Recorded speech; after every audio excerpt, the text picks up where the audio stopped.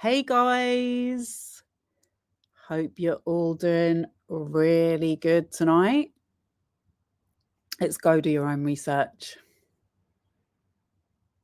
And we have got quite the deep dive lined up for tonight. So I never thought I would be the one doing the Jameela Jamil research deep dive, but here we are. She is from the UK. I am from the UK. I remember her well back in the 2000s. Well, not well, but I mean, I was fully aware who she is. So I had to do a little refresher on why she left the UK and what exactly she did. Because I remember she was on TV and stuff. And like, she's just one of those names that I'm always seeing her name come up. And it's always something bad, something she's said, some drama she's caused. So the fact that she's now moved into speaking about something which obviously I'm very familiar with, as regular viewers of my channel will know, the Blake Lively / Wayfarer Parties / Justin Baldoni lawsuit, I felt like I had to weigh in to this one because someone sent me the TikTok, or no, someone sent me a TikTok commenting about it, and I already saw that they weren't familiar with the fact, because Jamil left it out of her comments and stuff, that there's a big reason why her messages with her publicist, that's not her crisis PR, that's her actual publicist, who she left her previous publicist for so she could start her new company. Yeah, there's a big reason for those messages being unsealed and presented on the docket. And that's because the previous publicist who she left, who she's talking about in their messages, is suing them. So if she wants to be mad at anyone, she should be mad at her brand. But we're going to get onto that in a minute. I called it. Yes, exactly. That's what I said. Like, I've actually, if anyone's interested, I've actually read through the entire Stephanie Jones amended complaint. I think it was a few weeks ago, and they were in the actual complaint, they were talking about a client who'd left Jones Works. Okay, this is why I find it annoying. Yeah, you can't work for a company. It doesn't matter what you think of any of these people. Yeah, you can't work for a company and decide that you don't want to work there anymore. You're going to steal all their clients. You're going to steal all their what do you call it? The templates, the contracts, all of that stuff, and just set up on your own without there being any repercussions. And that is what happened to her. She was using her work phone to send all these messages, and obviously she was going to have to hand it in, like, when it was found out what she was doing. So that's the person they should be mad at, but instead, no, they're not. They're getting everyone on the internet who doesn't know the full story to now pile on to, unfortunately, it looks like Blake Lively, and it's just unbelievable. But yeah, hi Kayla, sorry I didn't even say hi. So where do I start? I'm going to start with this, okay? So this is a post that I saw. So I've been doing a bit of research because I'm like, I want to get some more information on Jamil's background. How did she get here? First thing I see that comes up is a post by this guy, Darman. And I don't know if you've heard of him, but it just so happens that I have heard of him, and he's a scammer. I'm like, well, that's so funny that a known scammer, a convicted fraudster that makes videos about people coming from like bad circumstances and turning their lives around, and like He actually makes videos about scammers, so that if you search his name with scammer, it shows up to his videos. He's kind of like Mr. Beast, but like I think he's been around longer, and it's a bit more mature, his content, but it's aimed at kids, and it's spreading these false positive messages, very similar actually in sentiment to what we saw on the Man Enough podcast website the other day, where they were saying, don't moan, don't complain about anything. That's going to rewire your brain to become negative. And very similar to the sentiments on the Baha'i religion website as well. But yeah, so what he says on this post is, this is her story. She was made fun of as a child, bullied, overlooked, and called weird. Then one accident changed her whole life. Jameela Jamil visited our studio, and I'm still processing her story. She didn't start with Hollywood. She started with rock bottom. I was a sick kid, clumsy, half deaf, a target. At 17, a car hit her. She broke her back, and everything she thought her life would be disappeared overnight. Her dream of becoming a doctor, gone. Her academic path, gone. Her sense of identity, gone. But then something unexpected happened. She said, I spent a year stuck in a bed, eating ice cream, watching TV 24 hours a day, and it became the best year of my life. Not because the pain went away, not because her future suddenly made sense, but because she realized something she had never felt before. Gratitude, perspective, and a new belief. If I can walk again, I can do anything. It's only because I know the background I'm laughing about this, because you cannot take it seriously. Her accident didn't make her famous. It didn't make life easy. It didn't erase the decades of bullying. The eating disorder she battled for 20 years, we're going to get onto the bullying, or the self-doubt that followed her into adulthood, but it gave her momentum to leave behind the pressure to be perfect, momentum to choose freedom over fear, momentum to try things she wasn't qualified for. Oh, by the way, another thing about this guy, he comes from a super wealthy family. So he already had money to begin with, but he's one of these people that makes out like he came from nothing as well. One day, she's in a pub arguing with a stranger. The stranger happens to be a TV producer. He says, you should audition. She had no training, no experience, no plan. So there's a lot of like mixed versions of this story, but she showed up anyway. And somehow she got the job. That one yes led to radio. Radio led to writing. Writing led to America. America led to The Good Place. And The Good Place led to Marvel, advocacy, global impact, and a life she never could have predicted. Her story is proof of something powerful. Your pain might become your perspective. Your failures might redirect your purpose.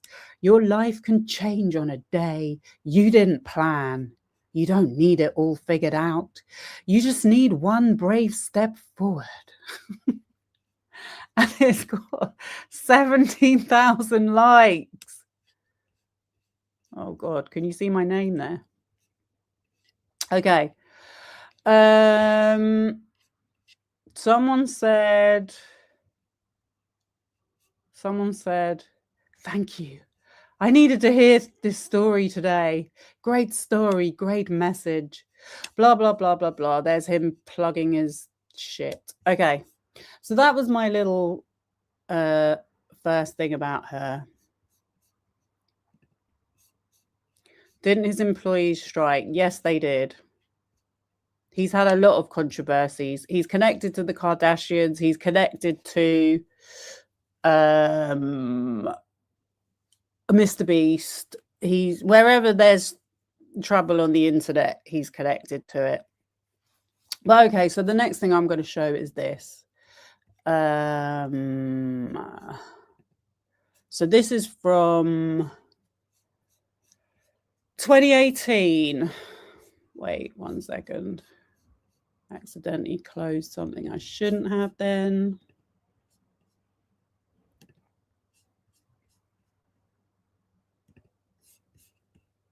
So this is where it's like we're just showing her own words.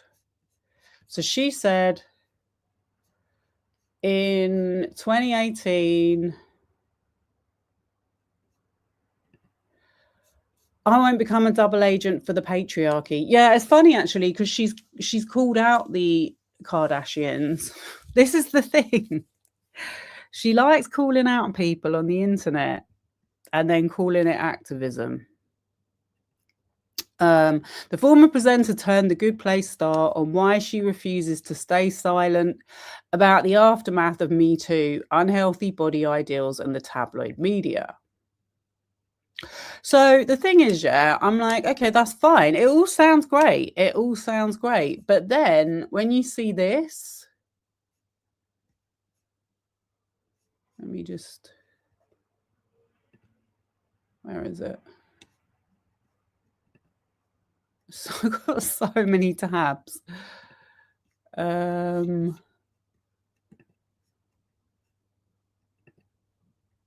I get rid of it?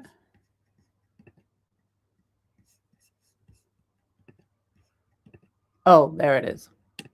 Yeah, then you see this.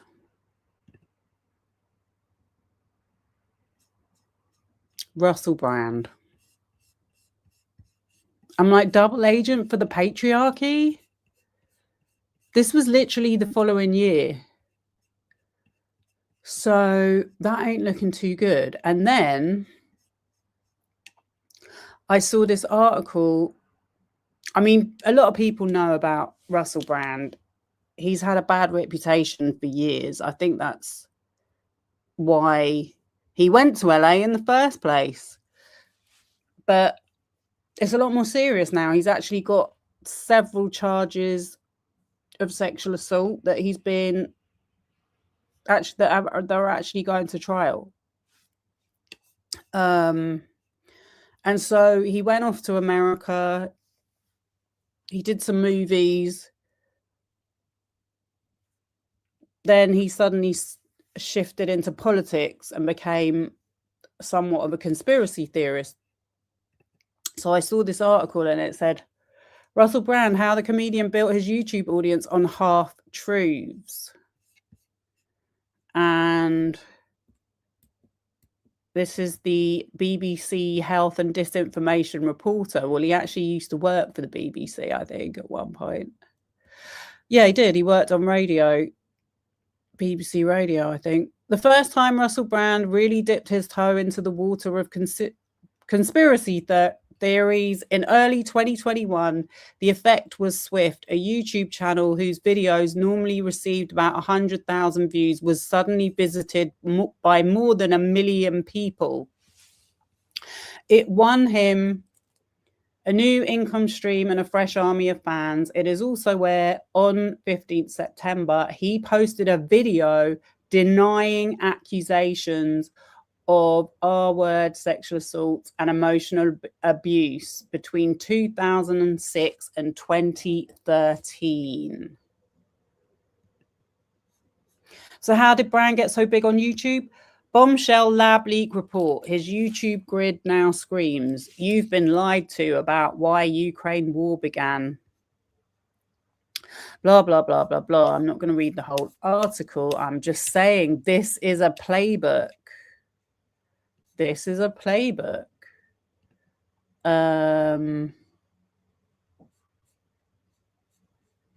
Is she defending Russell? Well, I mean, why are you going on his podcast? Yeah, she's definitely defended it. She's made an excuse for why she went on there. But For me, I'm like, the minute I see that, I'm sorry, you're not you're not living up to your words. Like, you know what I mean? Okay, so let me quickly show you how she got started in the UK, because I want to make this kind of fun as well as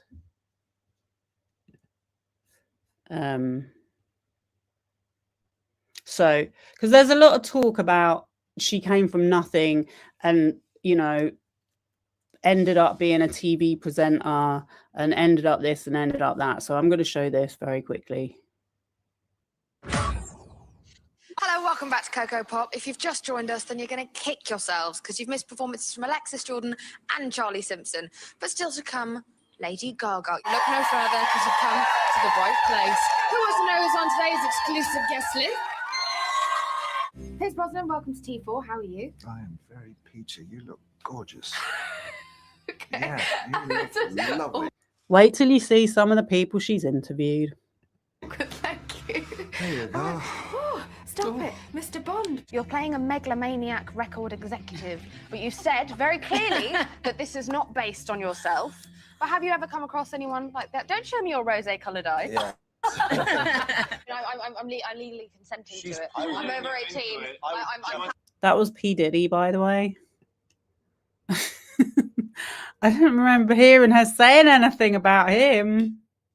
your rose-coloured eyes. Yes. I'm legally consenting to it. I'm over 18. I'm happily going to be bitten here. I would definitely bite you. Yeah. This Bring bit it is on. awkward. Bite me. Come on. Bite you. You should do This it. is absolutely ideal. Where are you going to bite me? It's going to bite me on my neck. Amazing. Right here. Watch this.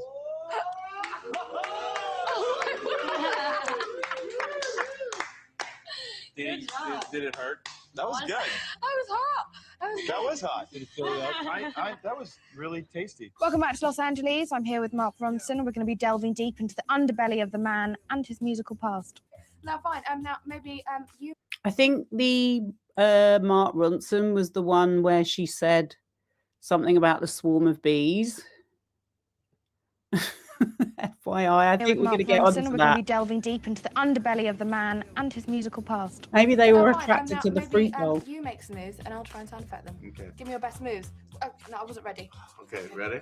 Yeah. And self-action.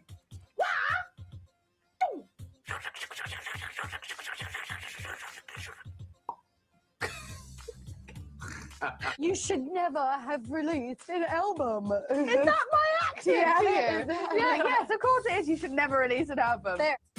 In the film, Larry does start college in his 40s. What would you study if you went back to college? Actually, he starts college in his 50s. his No 50s, worries. I I got beg no your problem pardon. saying that. Hey, what can I say? You look good in the film. I'll take You it. look good. I'll take it. Hello there, Hollyoaks continues soon, but first we have just 40 seconds to tell you what else is still to come today. Matt. Do you get off with girls typically? No. Would you get off with Helen Mirren? Yes. See, 100%. she has that effect on Of women. course she does. All week via the T4 website, where amongst other things, there's an amazing Bieber competition. How do you like your eggs done in the morning? Oh God, That's awful. To which I say unfertilised, obviously, but that's another story. Well, you play quite a debauched character in the film. How do you get into a role like that? With every character that you play, I mean, there's got to be there's a bit of yourself in there in any case. Yeah. You know? So Sweeney Todd? yeah, I mean, there's certain truths in there that work. Killers. So to celebrate the birth of Ronnie and therefore the Killers, here's Ronnie. All right, Patrick Wilson is buttering Rachel McAdams. Absolutely ideal for the start. You also say you make them bounce like a basketball. You sound like a nightmare to go out with. So his insanely hot body had nothing to do with him getting the role. Totally Not that I did. noticed, not that I was staring at him when he was on a tractor in the sun at all. Did you find it hard to concentrate? Because I did. Yeah, I crashed into a tree. Of course. Is it though? I mean, everyone's got a guilty pleasure. I'm sure that jumper is one of yours. Was that 15 seconds on Yeah, the and it was Edwards? bang on as Not well. bad, huh? Fine. That's how you do pop That's topics, how kid. it's done. All right, now you are not yet 18 years old, which really really depresses me, by the way. And already you're making big waves in a very demanding industry. Do you feel like you've kind of been forced to grow up quickly? Definitely. John Travolta and Oliver Stone. Welcome to Oh, this character is the closest to me of any of the movies I've done. I really hope that's not true. Well, you really? Sadly, yes. Yeah. You know what it's like when the music's playing. This is like my big fat gypsy wedding type dancing. Exactly like that. All right, fine. I've done Good your luck job. with the film. Shake my hand. Oh, you nightmare. It's been so wonderful having you here. I always Thank have you. so much fun. I know. I with always you. I always laugh hysterically. And At me. At Um, you, not with you, just at you. Fun. You were so much fun. Okay, so that's that. What else? We've also got another clip of her doing some presenting and modeling, because one of her stories is, okay, so there's some debate over whether she was a model or a model agent. And to be honest with you, I'm still not even sure, because I tried looking it up. I know she's been into some disagreements with models, one of whom I actually know, but I couldn't find a lot of the stuff. A lot of the tweets and the posts have been deleted, so it's really frustrating. But she's definitely spoken about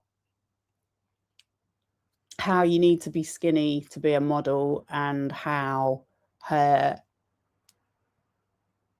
like race, not her race, but like her, the fact that she's not white,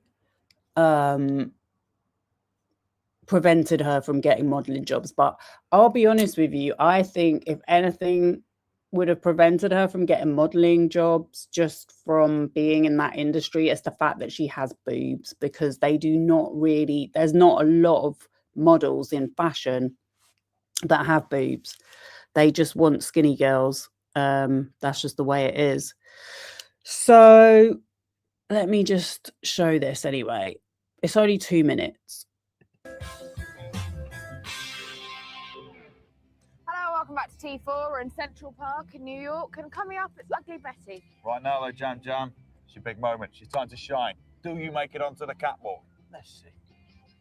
Previously, Jameela, just some practice, please. Apparently, it turns out my walkies are good enough. I'd given it my all. Courtesy of G Star Raw. So that makes me feel that this was like a promotional video, that they flew out to New York and made this. I don't know, it's not even a TV show. Like this used to come on Sundays, and it would be like Sunday morning TV. This was British culture. It'd be like Sunday morning TV. You'd have Hollyoaks omnibus, and then you'd have the in between the episodes, you'd have them doing these like little skits and stuff. and apparently it was enough. I was in. I didn't even know what to do with myself. I should probably go get ready. My childhood dream was about to come true, and with a professional team around me, I started to feel a little bit like a model. The nerves were starting to kick in.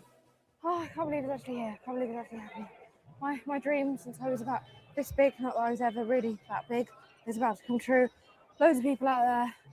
Really, it's a bit more stressful than I anticipated.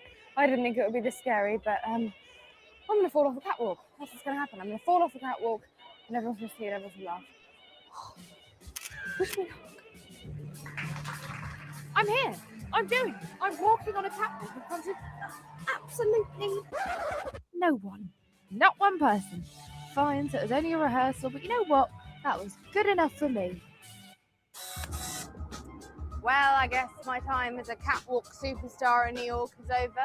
Doesn't matter, I didn't make it onto the main stage in front of all the celebs, but I think they were threatened by my obvious talent, by my massive gift. I think they thought I was going to show up all of the other models. I wouldn't want that either if I was a designer. You know what? You're lost, New York.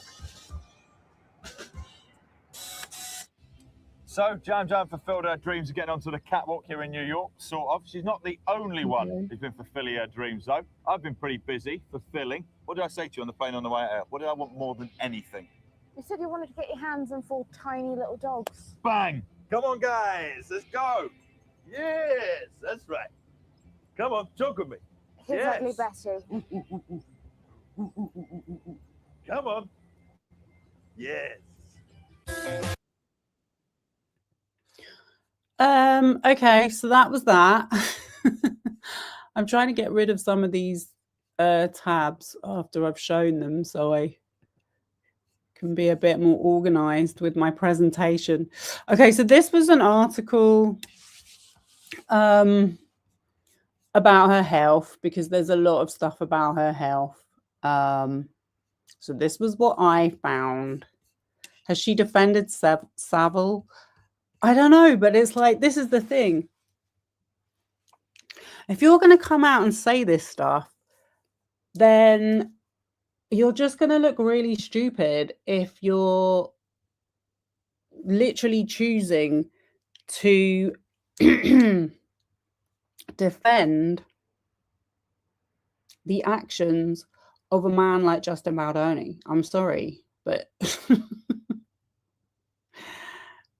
we're going to get onto that in a minute. But yeah, that's why I said she's on the wrong side, because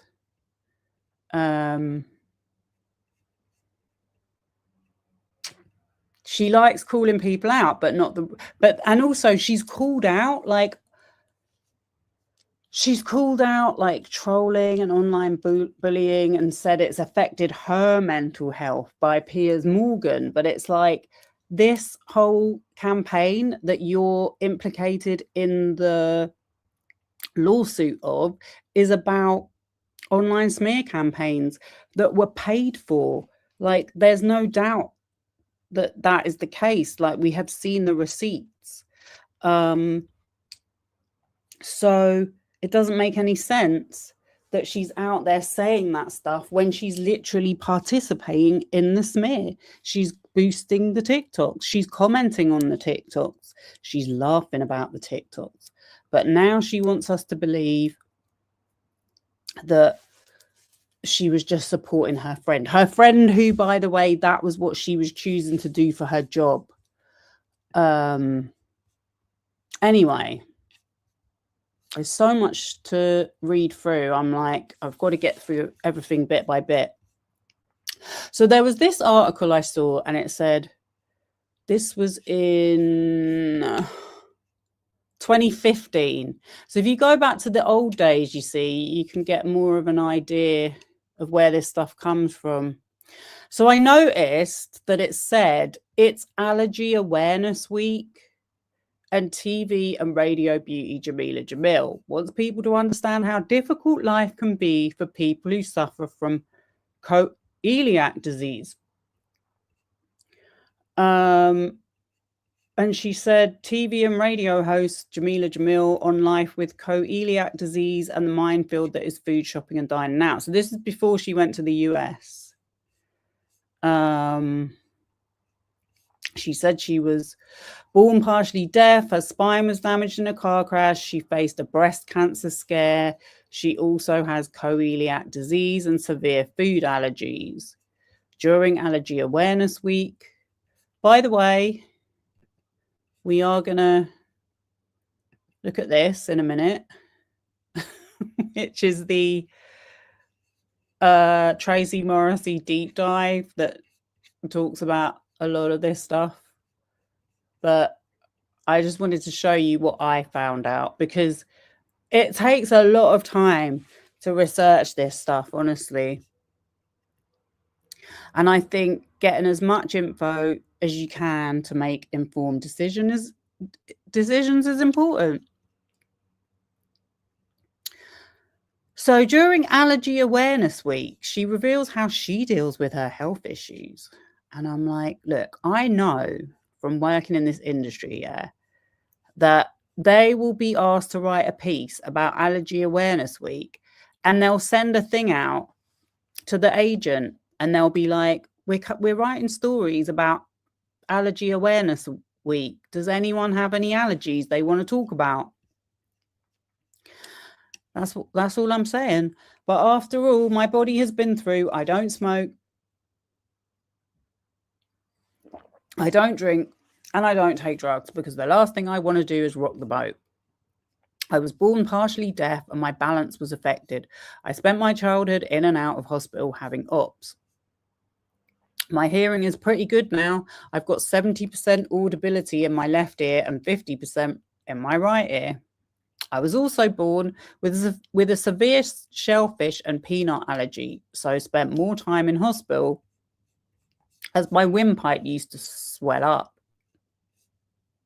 My stomach problems got worse to the point where I'd faint, I'd catch every bug going, and a couple of times I passed out. I was 12 and on a family trip to Pakistan when a doctor diagnosed celiac disease. I underestimated its impact, so I carried on eating cakes and fast food, and things got worse. When I was 21, I started to feel like I couldn't get out of bed. I felt like my head was full of lead and I felt sick all the time. I felt 80 years old. My poor diet hadn't helped, and I'd had a dozen amalgam fillings put in. I started to get sicker. Anything I ate made my face balloon and I was passing out. A blood test revealed I had very high levels of mercury. It had been leaking from my fillings, so I'd been poisoned for a decade. The dentist who took the fillings out followed an incorrect procedure, and I ingested a lot of mercury, which made holes in my digestive system. It was so damaged, I became allergic to almost everything, including fruit and veg. All I could stomach was chicken and chips. I ate them for every meal for about 2 years until the poison left my system. Then a nutritionist advised me to steer clear of processed food, wheat, barley, and rye. I've also cut out dairy. I struggled to find gluten-free products, but timings have improved. And now retailers like Holland and Barrett, with their new free from range, are catering for celiacs. People dismiss it and think she's just fussy or on a diet, or she'll fart for a couple of hours and that'll be it. But it's not like that. It's so unfair that you're made to feel like a nuisance. With my health history, it's not that much of a big deal. When I was 17, I was trying to avoid a bee and ran headlong into traffic. I broke several bones and damaged my spine. I was confined to bed for 2 years with 18 months of physiotherapy and steroid injections. I eventually regained full mobility. I also had a breast cancer scare last October, which was worrying as it killed 2 of my aunts and my grandmother. I started to picture myself with a shaved head. Once I got the all clear, I thought, that's it. I'm off to see the world and do all the crazy things I've never done. As told to Nick McGrath. And then, this is very important, Jameela is the ambassador. That's a paid partnership for Holland and Barrett's Free From Food. See hollandandbarrett.com. Holland and Barrett are a really horrible company, by the way. I just happen to know. But so this was in 2015. So yeah, that means, because I've done paid ambassadorship, brand ambassadorship deals, right? That means it's a contract. You get paid a yearly salary. You have a certain amount of dates that you're contracted to do, like promotion and marketing. So yeah, when I said it was Allergy Awareness Week, that this article probably would have come from Holland and Barrett PR.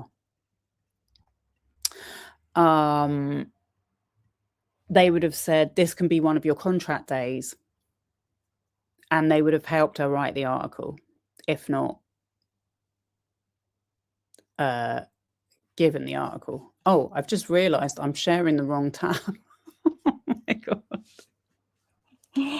Sorry. Why do I do this all the time? Let me show you that again.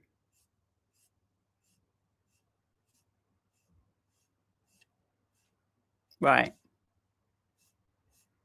Let me show you down the bottom.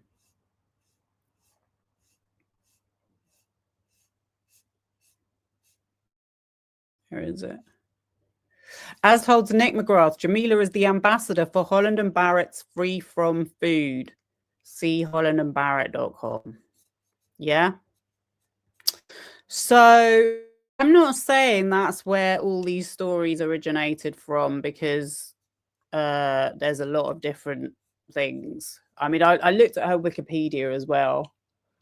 But it's really boring, so I don't want to be too boring with this, but I'm just being a little bit on the cynical side here. It also seems like whenever she gets backlash, she will then say that she is part of a marginalized group. 2 examples. She got backlash for announcing that she was presenting a LGBTQ TV show, and then she announced that she was gay or queer, although she's in a heterosexual relationship and seems to have been for a long time with a white guy. And then with the Caroline Flack thing, she came out and said that the backlash she got from that led to her having very bad mental health problems and thoughts of ending her life. So just saying, you have to put all these things together. Okay, so I hope I made my point okay there, even though I didn't show the whole article while I was reading. Let us move on to this interview. And I can get rid of that. Oh. No, before I do that, let me show you this one. Let me show you this one. Okay, so this is in 2011. This is someone who says she's broken her back and was bedridden for 2 years. And made a full recovery. Because you saw how many interviews and stuff she did. Like, she had a full-on schedule to be doing all of that. We, as people in the UK, we never heard anything about her being disabled or anything like that. But as they say, it's all fun and games till someone loses an eye or a tooth. You're right. You're right. You're right. Jameela just had a really nasty fall, and so she went straight on her face. Had a bit of concussion recently as well. Ambulance just turned up and stuff. So everyone was pretty worried, and if I'm honest, at that point, even I was actually wondering if I'd be able to carry on. My hearing went, everything. I think it was just a lot of shock. Yeah, so I know he looks worried and all, but all he's really concerned about is getting his hands on that golden trowel. Tune in at 11:55 to see if it was really game over for me. Okay. So that was that. What shall I show next? Oh yeah.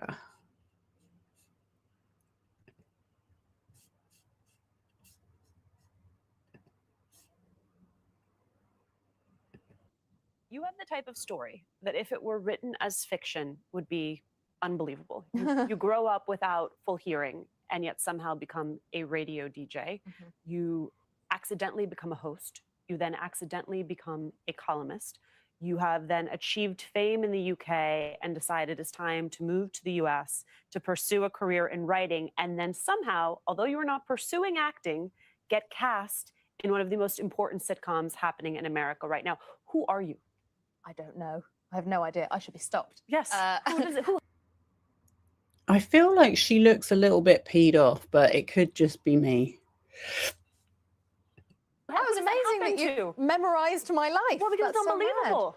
So when I was 17, I got hit by a car into another car, broke my back. And that changed the rest of my life because it gave me this certainty that we can't really have plans. There's no point really in having plans because one day you can just be walking across the road and then that's it. Your whole life changes and you can't walk again for a year, or some people can never walk again. So I think I stopped living my life with a plan and with a particular direction and just moved in the direction of happiness and making the most of every single day, which makes me sound so disgustingly cheesy, but it is true. Once you lose the ability to urinate alone for a year, you start to take things less for granted. So I think that it's left me open-minded. I think some people can be quite tunnel visioned in this world and in this industry in particular. They have a certain idea of how everything's going to go. And I think because I've just been quite malleable and quite open to things, I've been in the right place at the right time. I think luck plays a huge part in it. And I've just been willing to take risks and humiliate myself constantly, sometimes, which I do actually quite frequently. I'm bad at things on air in front of lots of people. Well, because you're but I'm trying willing things to for the try. first time. Yeah. But I always jump straight in at the deep end. I had no idea how to host, and my first audition landed me one of the biggest hosting jobs in the United Kingdom. And then I started out in radio, and rather than giving me the kind of 1 year training run that you're supposed to get where you pop up for other people, I got given my own show straight away and then made history as the first woman to ever take over the official chart. So I've never been ready for, I've never acted before, and now I'm on The Good Place opposite Ted Danson. Who would you say is the most famous person in your phone? It's not about who you know. Enlightenment comes from within. The Dalai Lama texted me that. The show The Good Place, for all of its humor, gets into some very dark, deep, existential questions. What have you learned being on the show? I've learned that I need to pay more attention. Okay, we're not watching all of it. I'm not in the US, so I've never heard of the show. Or really, I've not really heard too much about her since she left the UK. I want to say a shout out to our viewer from Scotland. Good evening. Really good to have you here. Yeah, it's funny you can see why Jameela might identify more with Justin now. That's what I'm getting. I'm getting like she's collaborating with other scammers and these kind of health guru people that are very dodgy. Now, am I right in thinking that? Okay, yeah, let's go to her experiences with anorexia. Oh, why she moved to Los Angeles. Okay, I didn't know that. Oh, no, it's too long. I think she moved there because of her boyfriend. That's what I think. She's probably not going to say that.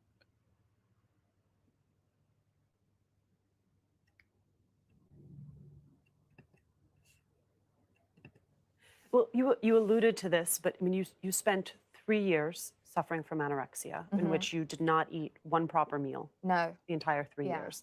It is then that car accident that kicks you out of that. Not everyone will be hit by a car and have that be the turning point. No, not everyone is for as them. lucky as me. I mean, what a life-altering experience. Yeah, it was the best thing ever happened to me. I highly understand recommend it. how dark that sounds. Yeah, no, I highly recommend it. You know, just a little knock that reminds you that you are human and everything that you have can be taken away from you. You're not special. You're not privileged. Anything can happen. All these fluke occurrences can happen all the time. You have to be careful with yourself. You have to respect your body, and it taught me to respect my body because once these vital things I'd taken for granted, like walking or bending or sitting up by myself, were taken away from me, I realized that, oh my God, I've been treating my body so badly, speaking about my body so badly. We all do it. We all say terrible things about our bodies to our bodies All and the to time. other people constantly. It's all I hear. And now that I've started the I Weigh movement, and I myself have become so sick of the toxic language around the way that we talk about our self-image, I feel like I'm seeing it more than ever before. And we just have so much self-hatred. And I think that's kind of the thing I most want to do with my platform. So tell me about I Weigh. So I Weigh is a movement that I started. It's not a body positive movement, it's a life positive movement, because I think there are enough people working within body positivity. And I would like to focus myself on getting away from the body and just looking at the whole picture of a woman. We're so multifaceted and we're so interesting, and so many of us do such impressive and wonderful, incredible things. So many women are so much funnier than people know, and we are reduced to nothing more than a silhouette and normally aesthetically pleasing to a man. Those are the kind of confines within which we're given to exist. We have to have big breasts and a small waist and a big bottom, but no thighs and no arms and no cellulite, and we have to never age ever. We have to always look prepubescent. And yet men are shot in HD and they get celebrated for getting older and, you know, salt and pepper hair. You never say that about women. So we're so shamed, and I decided I am tired of being valued by my weight, like my physical weight. I don't want my worth to be represented on a weighing scale. I think that I weigh the sum of all my parts, you know, and I deserve the right to be acknowledged for that. I've lived a whole life here. I'm not just a facade. I'm not just an outside. And I want to celebrate women, and I want them to celebrate themselves and everything that makes them up. I want them to be proud of themselves. There's so many things that we do that are amazing. You don't need to look like a teenage sex doll to be valid in this world. If you do, fine. If that's what you look like, that's great. But that shouldn't be the one requirement we're given. Also, it's so... This is the thing here as well. Does she realise, if this is really how she believes, does she realise that Justin Baldoni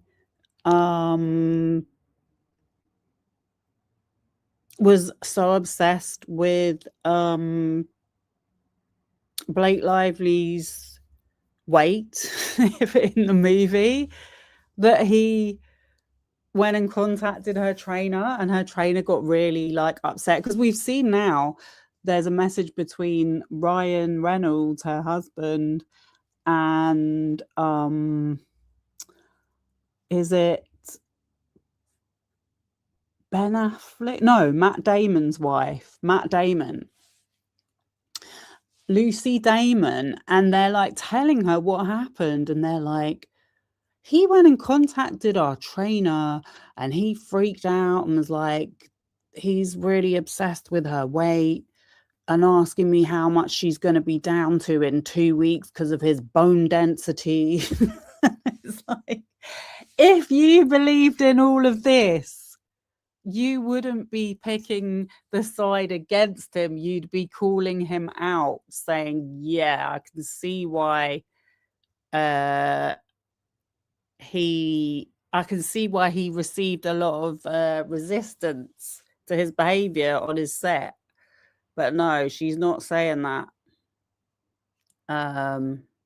Also, the other thing I noticed about the what's it called? I Weigh. So it started off, this is what I think. It started off with her calling out the Kardashians, which is like fair enough. I think calling out the Kardashians is fair game. Like, everyone does it once in a while. But for selling, and I think she's done it to Cardi B and basically anyone that is doing sponsored posts by Tummy Tea and saying, you know, that's just laxative. You get all this work done and have all these trainers and nutritionists and whatnot. You shouldn't be taking money for that. And so then she said, this is what annoys me, because it's like, she's called herself an activist, but what she's done is told everyone to follow her on Instagram and use the hashtag I Weigh. And so now everyone's following her because she's called out Tummy Tea, which is like, yeah, I mean, a lot of people have called out tummy tea, but I don't think it's gone away. I don't know. And I just kind of feel like it was a good marketing idea to do that anyway. That's just me being extra cynical. Like, it's a good way to boost your platform. But yeah, have we seen enough of that? Should we talk about how she's called out famous feminists for celebrating Karl Lagerfeld at the Met Gala?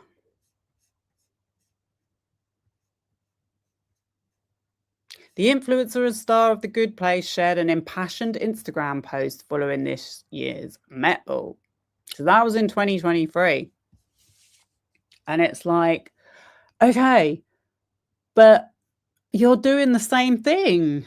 Like, there's another one here that I found. I can't show you every article because there's honestly no end to her hypocrisy and bullshit that I found when I was doing this research.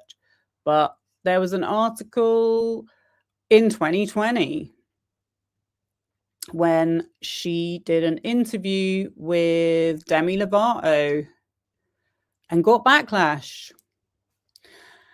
And she said, writing on her Twitter, this post has been deleted, by the way, but she got backlash for her interview because I think there was some feud going on between Demi Lovato and Selena Gomez. Yeah, there was. She said, I'm not being dragged into celebrity feuds. I'm 34. I'm not involved in any of these dynamics. I don't care which of them dislike each other. I'm interviewing interesting humans sharing their unique mental health journeys that may help others to learn about. But it's funny because today she's made a post on TikTok. Guess what about? A celebrity feud. But anyway, we're not going to show that right now because I don't want to jump the gun. Where am I going to go next? Oh, shall we talk about what she did to Caroline Flack?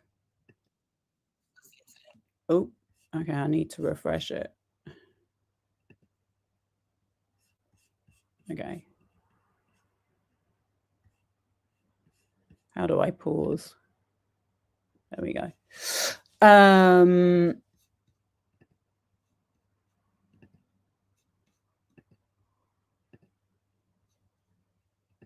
Let's talk about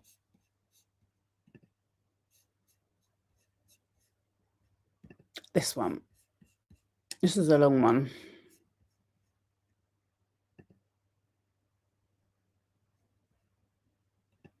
Is it playing? Kind of glossed over because it was 2020 and we had a lot going on. I know that because Ariana joined Love Island, a lot of people are starting Love Island from the beginning and watching the UK versions. And you might notice the host, Caroline Flack, who is no longer part of the show. And now, before Caroline passed away, she did step down as the host of Love Island because she was charged with assault because she hit her boyfriend over the head with a lamp because she suspected him of cheating. And this series of events did seem to happen fairly quickly. December 12th was the incident with her boyfriend. December 13th, she was charged by police. December 17th, she stepped down as the host of Love Island. And then December 23rd, she appeared in court. And then in February, it came out that she did, in fact, take her own life. And as of last month, this is still an ongoing investigation. Her family seems to think that there was something very strange about the investigation and the way things played out. Now, in 2020, there was just so much going on with COVID, and I think that a lot of people's mental health took a toll during this time. So I don't think that Jameela Jamil is completely to blame, but her style of cyber attacking people, especially during this time, to kind of like prove a point was kind of intense. So when Caroline Flack announced on social media that she'd be hosting a new show that was kind of like UK's version of The Swan, if you remember that show, where they'd be giving people cosmetic makeovers, Jamila took to Twitter and just went on a rant attacking Caroline for hosting this show. And previous to this, these two were friends. They were both UK hosts who knew each other. They were friendly online, but they were actually friends, according to Jamila. Now, when Caroline took her life, it left a lot of people with a lot of questions because on paper, this woman is very successful and beautiful and has everything going for her. But you do not know what people are going through mentally. And again, this was 2020 when everything felt unknown. Everything had shut down for a part of the time. And I think a lot of people were struggling mentally. So we can't put all the blame on one thing or one person. But when she passed away, I think a lot of people were looking for answers. And some of her DMs came out where Jameela was, cyberbullying her, according to some people, in the DMs. And ever scandalous Piers Morgan somehow got his hands on the DMs and published them. Of course, this made people angry. I will say what I've seen online in the last few days is she definitely likes to be in the DMs a lot, defending herself and telling people there's bigger things going on in the world. I'm not interested in this stuff. This was in 2019. And they started going after Jameela. And the DMs were Caroline kind of begging Pierce for some help. She said that Jameela was sending people after her, and she said she hates me. And it's like, this is someone that she had a friendship with who was now aiming her audience at her ex-friend. And remember, this was at the height of Jamil's I Weigh movement or whatever it was, where she was trying to usher in so much body positivity. But it was also just kind of like, who asked you to do this? Personally, I always just felt like that was a thin celebrity trying to cash in on a body positivity movement, but that's just me. Of course, when Pierce published these, I think I think you might be onto something there. That's what I'm saying. I think it's performative to boost her Instagram, and she did a good job. DMs, Jameela went on the defense big time, and she was like, of course I wasn't trying to do this. Of course, trying to really make it like, of course I wasn't trying to bully this woman, but she was bullying her. And when the press went to Piers Morgan, his quote was, I'd love to respond to Miss Jameel's latest outpouring of self-pitying, hypocritical victimhood, but sadly, I just don't have the strength. Merry Christmas. This is probably the first time I've actually understood exactly where Piers Morgan was coming from. Ultimately, we never know why people make the decision to end their life. And the whole story is tragic because she did have so much more to give, I think. And she was someone that people welcomed into their homes via Love Island 3 to 4 times a week. So she was someone that people were familiar with, people cared about. And this whole story is tragic. I think that this happening in 2020 also, when a lot of people had their mental health take a toll because of everything happening in the world, could have factored into this as well. I doubt that it was one DM or one tweet that led to this, but I'm sure it didn't help her mental health and everything that she was most likely going through. And with Love Island coming back, I just think that we should all remember Caroline Flack and how the show started and what she gave to the show. So rest in peace, Caroline Flack. Speaking of Love Island, does anyone else remember that? So there is actually an account that has archived all of the Jamil tweets.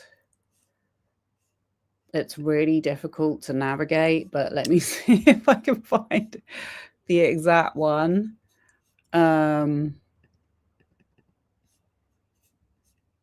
Oh, it seems to be only one. It also has a lot of the tweets from her mom as well, which are kind of interesting. Oh, hold on. Right.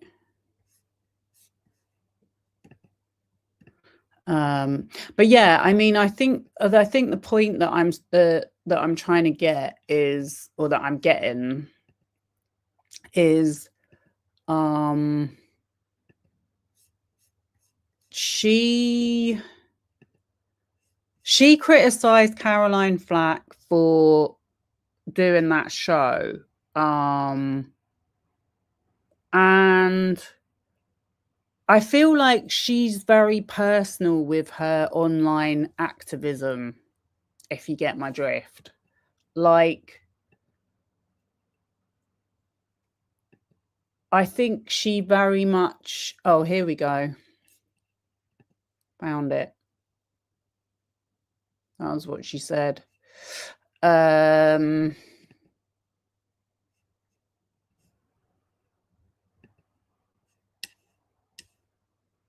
Welp, Black Mirror is officially happening, guys. It is here. Caroline Flack's The Surgery is a new low for television. Contestants will try to convince a jury that they should go ahead with a plastic surgery of their choice. It's dangerous and exploitative.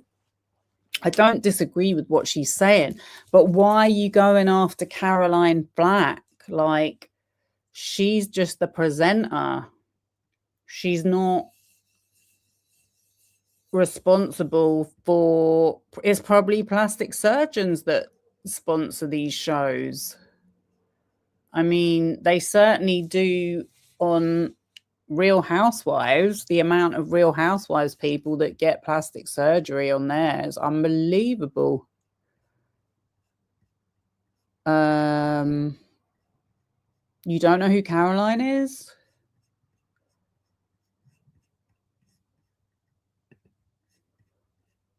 Oh, you do know. Sorry. Yeah, I mean, look, I'm not the biggest Caroline Flack fan. In fact, I actually met Caroline Flack. Disclaimer. I met Caroline Flack at the studios of The X Factor. She was really entitled. She expected to just have something, me just hand over something to her. I'd never met her before. I didn't really get the best impression of her. That doesn't matter. I'm talking about the action of going online and using your platform in the way that Jameela does, and then sort of saying, I'm an activist, I'm changing the world. Like, she really has said, I think she said something like, I read, because I looked it up, there was something about she's been to UK Parliament. I'm like, I don't remember her going to UK Parliament, but I could have tried anything to confirm that. But she actually said that thanks to her, adverts for those tummy tea drinks are not going to be shown to under 18s. And I'm like, well, how the hell are you going to do that? Because the Kardashians can't stop under 18s watching their content. So I don't even understand how that makes any sense. But anyway, this is the kind of stuff she does. I think the point about Caroline Flack is clearly she had a lot of issues. And why would you choose someone that's probably vulnerable to become the target of your activism when it wasn't really dealing with the problem? Because, you know, you've just moved to Hollywood and now you're working in these Hollywood circles. So I just feel like, I don't know how to articulate it, but I feel like it was done. It was trolling. And then the fact that Piers Morgan got involved, the ultimate troll, who literally hacks phones as part of his job. Then she was like, oh, my mental health has suffered now. And it's like, yeah, but this is what you get yourself into when you go into that space. Like, real activism involves getting groups of people together, like really doing something proactive. It's not just typing on a keyboard. You know what I mean? Like, I really feel like something I've noticed with this social media and the TED Talks is how there's so many influencers that were just scamming, that were making up that they had cancer, that were doing this, that they were doing that. It cannot be a coincidence. You can only let them off so many times. But anyway, Do you want to know what she thinks about Taylor Swift? Because we can go to that next. Let me show you her and Taylor Swift.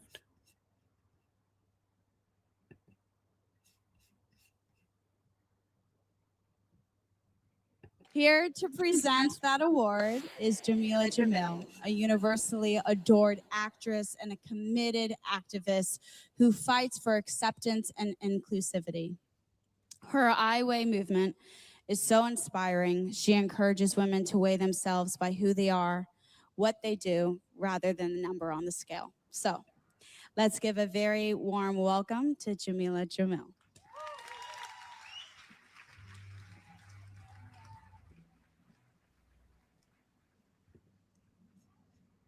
How are you?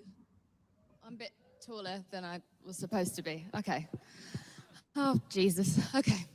So, 10 years ago, tonight's honoree released Speak Now, which was hailed right from its release as a defining album of the new decade. She had already released 2 other albums and was already a superstar. In fact, for Fearless, Taylor Swift had become the youngest solo artist to win Album of the Year in Grammy history.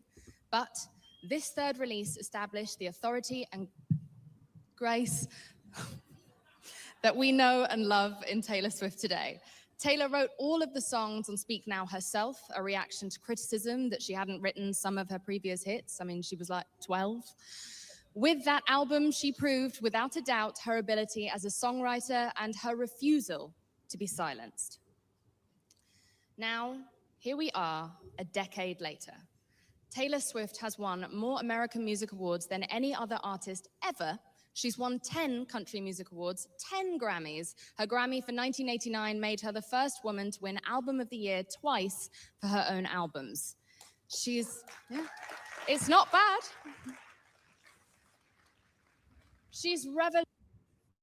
I meant to say this before, but you see she's sat at the table with Lucian Grange from UMG.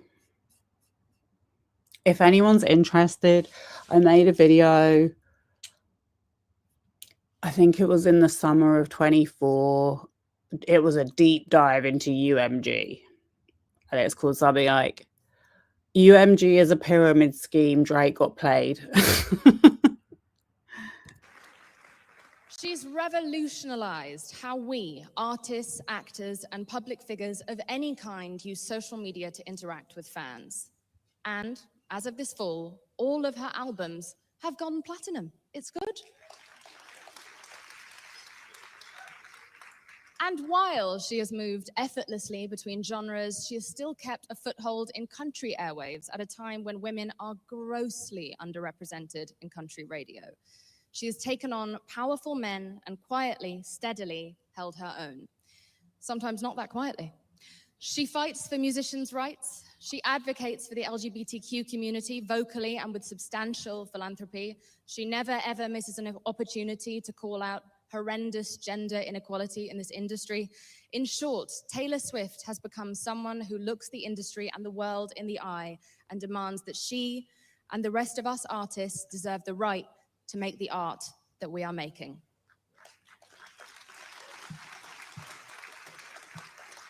So it's been quite the decade. I'm exhausted just reading that out. It's a lot. Yeah, so that's her speech to Taylor Swift before she gave her the award. I'm not going to show too much of it because I'm a little bit worried it might get copyright claimed that. But here's the thing, yeah.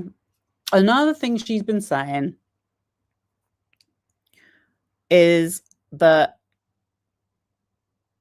and a lot of people have been saying this, that we shouldn't support Blake Lively because of white privilege. And that's fine. That's all fine. But then why are you literally 6 months ago 6 months ago. Jameela Jamil and Greg James go through their contacts to play a game of sit down, stand up. They called Taylor Swift, tagged her. Catherine Ryan, Matt Edmondson, and Larry David. Will they pick up? So, by the way, Radio 1, this is where Jameela Jamil used to work. This is the BBC. Home of many predators. But yeah, they literally use Taylor Swift just to make this whole thing interesting. Call the last number you've got for Taylor Swift. Please don't pick up. Please don't pick up. Sit down, stand up. That's the intro. Then, so first of all, they do the other people. Matt Edmondson. I bet no one watching this knows who Matt Edmondson is. That was her co-host on Freshly Squeezed. And also, like, I just wanted to say as well, like, on the TV presenting thing, like, obviously she's, you know, she does a good job. I meant to say, actually, she's a little bit of a Kirsty Floor. Because that's kind of what Kirsty Floor used to do, was doing those little film press junket snippets. But I really think the reason why she was chosen for that role, and I this sounds horrible, but it was because of her looks. It was because of her aesthetic, and because she's like tall and slim. But she doesn't acknowledge that.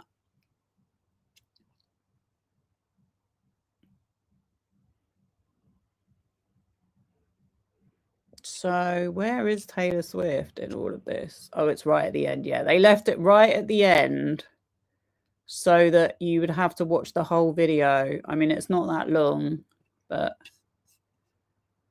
Up. Might be, she might have given it to, I don't know, her mum or something. Just It's gone to greens. It was the voicemail. Oh, we could have left a voicemail. What do you want the voicemail to say? Oh, you're going to have to call back now. What are you doing? What do you want me to call next? Judi Dench? Have you got a number? No. Let's- Who am I calling next? Taylor Swift. I don't have her new number. Call the last number you've got for Taylor Swift. No. See who picks it up. Oh my God. Come on. See who picks it up. Might be, she might have given it to, I don't know, her mum or something. Just see what's going It's gone to green, so it means it's not a phone number anymore. I just need to try and scratch the itch. Need to scratch the itch. Okay. Thank you. Please don't pick up. Please don't pick up. It was Russell Brand doing this stupid phone call pranking that got him in trouble in the first place with Jonathan Ross. But anyway, they obviously haven't learned any lessons. Your call has been forwarded to the automated voice messaging system. Before it gives up number. For Taylor Swift. Again, she's in America. She's asleep. Do you know what? We've had such a nice time. I think we just call it a draw. I don't know whether that means she really had her number or not. But I feel like she totally used pretending she had Taylor Swift's number there for clout. They both did. Am I lying? Am I lying? In fact, when Taylor Swift got the award, she actually was really nice to her and gave her a little shout out.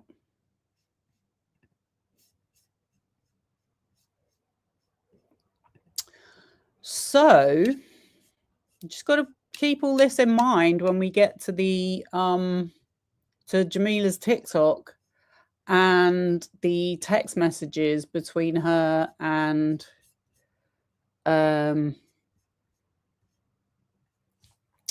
Jennifer Abel. My research is on point. Thank you. My daughter thinks I've completely lost the plot.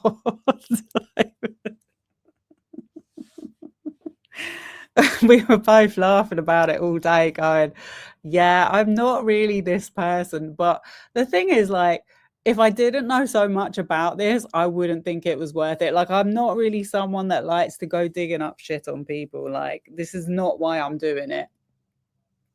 And someone's already done that, the journalist woman, and she didn't mention anything about the Stephanie Jones lawsuit. And the reason why the Stephanie Jones lawsuit, I keep saying, is so important. Again, Jameela, somebody needs to tell Jameela. The woman who she supported, Jennifer Abel and Melissa Nathan, who organised this smear campaign on behalf of Justin Baldoni, who, by the way, we found out in the court hearing on Thursday. Okay, there were people who were making jokes about it and going, well, is he a sexual predator? I mean, is he that bad? She's really made him out to be like this absolute pervert. He is an absolute pervert. He tried to do, this is a PG-13 movie he's directing. The book is a female author. She writes a lot of books for women, for young girls, for a young audience, not pervy old men. Okay? He wanted to write a sex scene in where Blake Lively's part crawled along the floor to give him oral. I only found that out on Thursday. And this is what she was arguing for in the script rewrite. But she's out here defending him with all these other idiots. And the amount of people that are jumping on this story now because they're joining in on the grift. That is why I'm doing this tonight. Because I'm like, if you think that the people that are supporting this person have been honest, have not been hypocritical, and really believe in what they say they believe in, fine, but they don't. The only people supporting him are scammers. That's the point of tonight's broadcast. Anyway, very good to see you, Mandley. Who is Lucian Gray? So Lucian Gray is I think he's the CEO of UMG.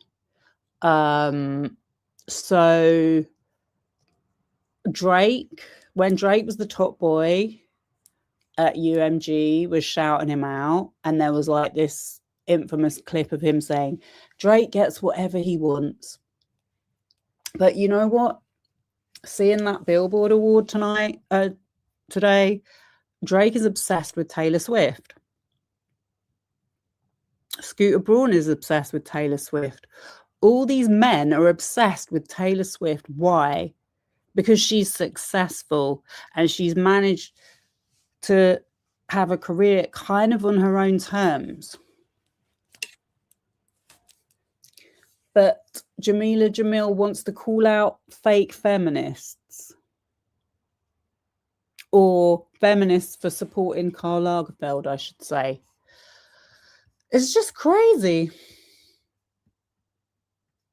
If Jameela Jamil was above clout chasing and intention, she wouldn't respond to every critic in her mention. I know, I can't believe how many people she sends DMs to. And it's not even short ones. Like, she really writes long messages. She must spend a lot of time online. Okay, so speaking of that, we can share something I found. Not on Reddit, but it was posted on Reddit. I'm not sure if it's going to let me go to the article, because a lot of these articles are kind of, you have to be subscribed. But it says, Jameela Jamil, I used to be a massive troll and bitch on the internet. And this was in 2025. This was really recently. Nearly a year ago. The actor and podcaster on her cringiest celebrity encounter, why musicians should be older and uglier. Oh my God, some of her takes. I'm like, you're sitting there looking like this. Like, no offense, but you look good. You look very good. You've always got glam. But you're here saying, oh, well, music's shit now because people are only successful because of how they look. Oh, she was at the head of UTA's house. back in the day. UTA, United Talent Agency, back in 2015 with Al Pacino. I'd stolen a bunch of food. They had really good Wagyu steaks, so I took 10 wrapped in a cloth napkin and they were kind of bleeding. I bundled them in between my legs underneath my miniskirt and was shuffling as fast as I could out of the party when I knocked over Al Pacino. And then I left him on the ground because the steaks flew out from under my skirt, leaving this bloody steak across the white floor. I grabbed the steaks and ran out of the party and texted Judd Apatow. Sorry, I had to leave. I hope they catch that guy that knocked over Al Pacino. She's a bit of a name dropper. I think there was another clip. I think I maybe forgot to save it, but the same day when she was wearing that suit, she did another interview that day about how she broke her bum on the set. She honestly, every time she does an interview, it's something catastrophic happening. It's just really hard to believe that this many dramatic things happen to her every day. So this is where she was saying about she was working at the video shop, in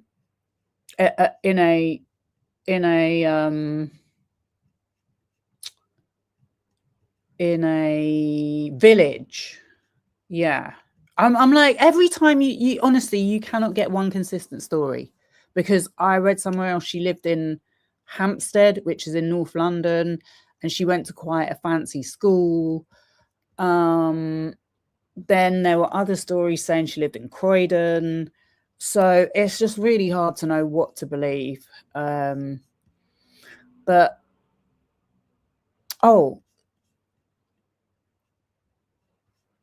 you'd look, here you go. You'd know who in the village was cheating on each other. You were getting all the goss. It was just the best. It was the beginning of heroin chic. So speaking of the tummy tea thing, I saw another interview where she blamed her eating disorder on heroin chic. And I'm like, I'm sorry, that's bullshit. Like, I grew up around the same time as her. Like, she's a bit younger than me, but there's always been fat shaming in the press. Like, literally from the minute you're born, you are aware of it. It's even at primary school. It's just our society. But to say that these things like tummy tea and heroin chic are responsible for people having eating disorders is just bullshit. Heroin chic, as I said, the modeling industry, they choose models that are skinny. Some girls naturally are skinny, they really are. But the ones that aren't, maybe she was one of them. Like, yeah, they'll say to you, like, that's the look that they're going for. So there is a lot of pressure to lose weight if you want to stay in that industry. You can choose not to work in that industry. You can choose to not be a model. A lot of models don't do it for very long for those reasons. But I think this whole thing about heroin chic, I was just like, yeah, it just felt very like she was just picking on another irrelevant thing when that is not the reason why people have eating disorders. It's like picking on, what's her name, Eugenia Cooney. Like, obviously that's a troubled girl, but you can't just pin it on one person. Like, we're talking about centuries of this shit. Anyway, it was the beginning of heroin chic, so everyone was on the Atkins diet. And no one wanted the free Haagen-Dazs that you got with a 2 DVD deal. So they would give it to me. I was just living my best fucking life. Honestly, I can't think of a time I've been more excited to go to work. That doesn't sound like someone with an eating disorder, but what do I know? And then, so we saw the Ollie Murs thing. So yeah, that's when she was talking about the Ollie Murs, and she said that she broke her nose and fractured her elbow, but had to keep filming and used eyelash glue to stick half her tooth back in. And it was pretty bad, and it was on camera. They played it 4 times that day on Channel 4. We didn't have social media back then. But we did see the clip, and she was actually talking. I didn't see any blood. She was walking to the ambulance.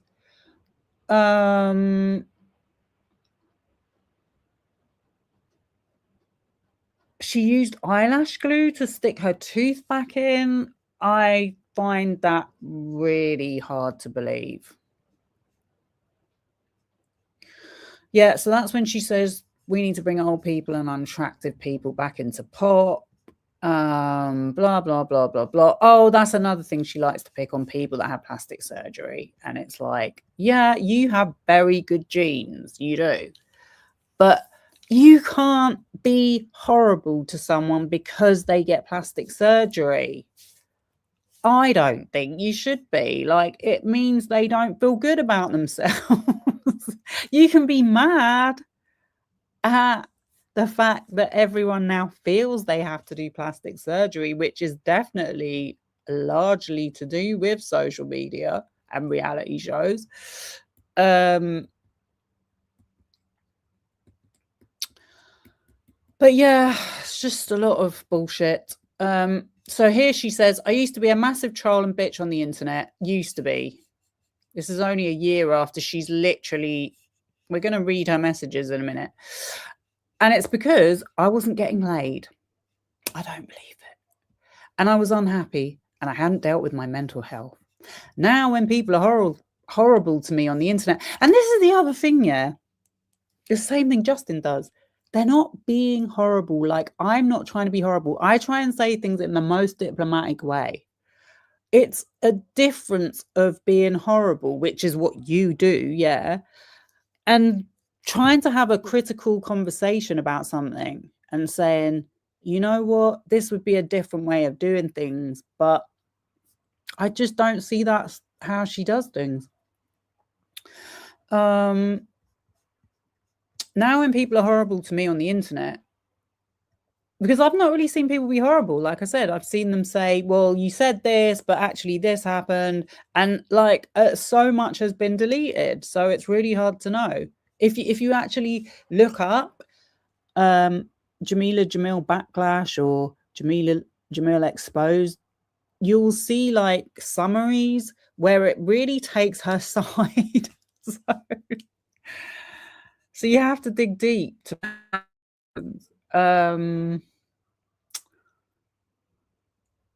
I try to look at them. I remember how I used to feel when I was horrible to other people on the internet, and I try to look at them with a little bit of grace and empathy. And the reason why you've done it as well is to boost your own platform. Like, be honest. No one happy and well sexed is ever writing a horrible comment to a stranger online. There's a lot of very sad, unstable people who aren't orgasming enough. If they're bothering you, they just need to have a beep. She's crazy. I'm sorry. That's a crazy thing to say. That is a really crazy thing to say. Don't ask me how I know.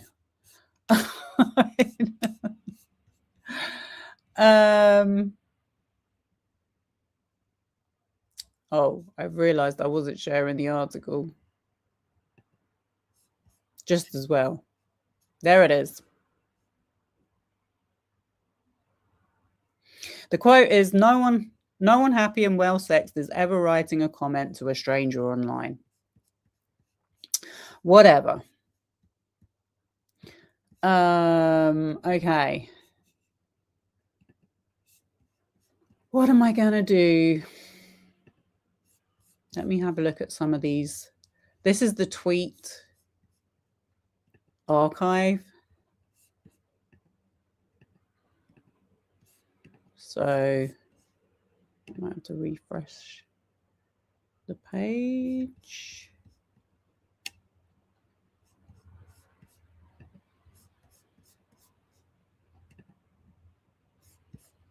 I can't remember how I was able to change the image. Oh, you've seen that. All right, I'll come back to that. But this has got a lot of stuff from her mum, talking about the illnesses and stuff, which is why I think people have mentioned the Munchausen's syndrome. But yeah, maybe I'll do that last. I'm just thinking, what should we go to next? Okay, let me go to the messages. I'll save, because that Tracy woman, she's done a good deep dive, but I think I'll save it till the end because some people might have seen it.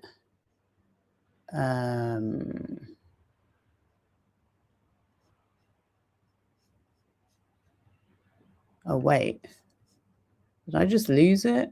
Oh, God. I'm closing all the tabs instead of sharing them. Right, one sec. Sorry, this was going so well.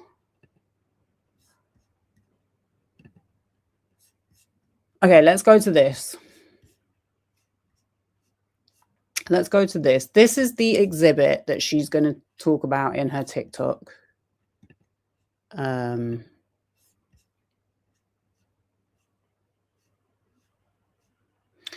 And it says, Jameela Jamil, because she's saying, I used to be a troll. Oh my God. She's sending a TikTok. Yes. Jennifer Abel, that's her publicist. A very privileged white woman, by the way. I want to officially incorporate nightmare C word and demon C word into my vocabulary. Unbelievable. Jennifer Abel says she's doing this to herself. By the way, the woman they're talking about, I don't know if I mentioned it, but she's actually really good friends with Taylor Swift, like besties. And everyone has been debating about it, saying, oh, they're not friends anymore because of this. Yeah, they are. They are. They totally are. Taylor Swift was aware of the lawsuit. She was asking her, is it still happening? She was fully supportive of her friend and rightfully doing exactly what Jameela says she does. She was in private messages bitching to her friend about him. Yeah, not going online about it, not making public statements about it, being that poker-faced about it, that the media speculation was rampant with all these stories saying they're no longer friends, she didn't like her Instagram post, this, that, and the other. She never responded to any of it. Or a lot of those Taylor Swift stories are coming from these very people that she's in league with. She's doing this to herself. Jameela Jamil, this is why she's getting backlash, because she called her a suicide bomber. Very interesting choice of words. You're not going to believe the latest.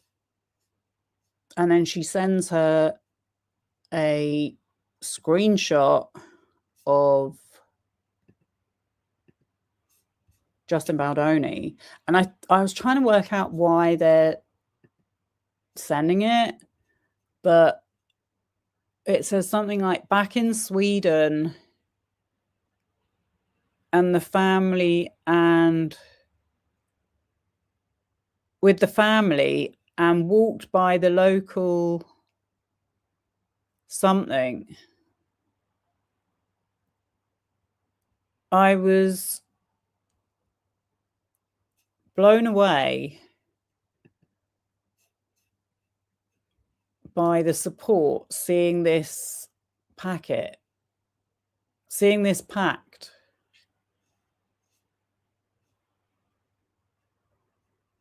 I don't know what it means. Anyway, Stephanie Jones has liked it. And then it says, "Look, Mum, I finally made it with love." Anyway, Jamil says, "They're so evil." And then I'm going to just make it a bit smaller. They send this People article,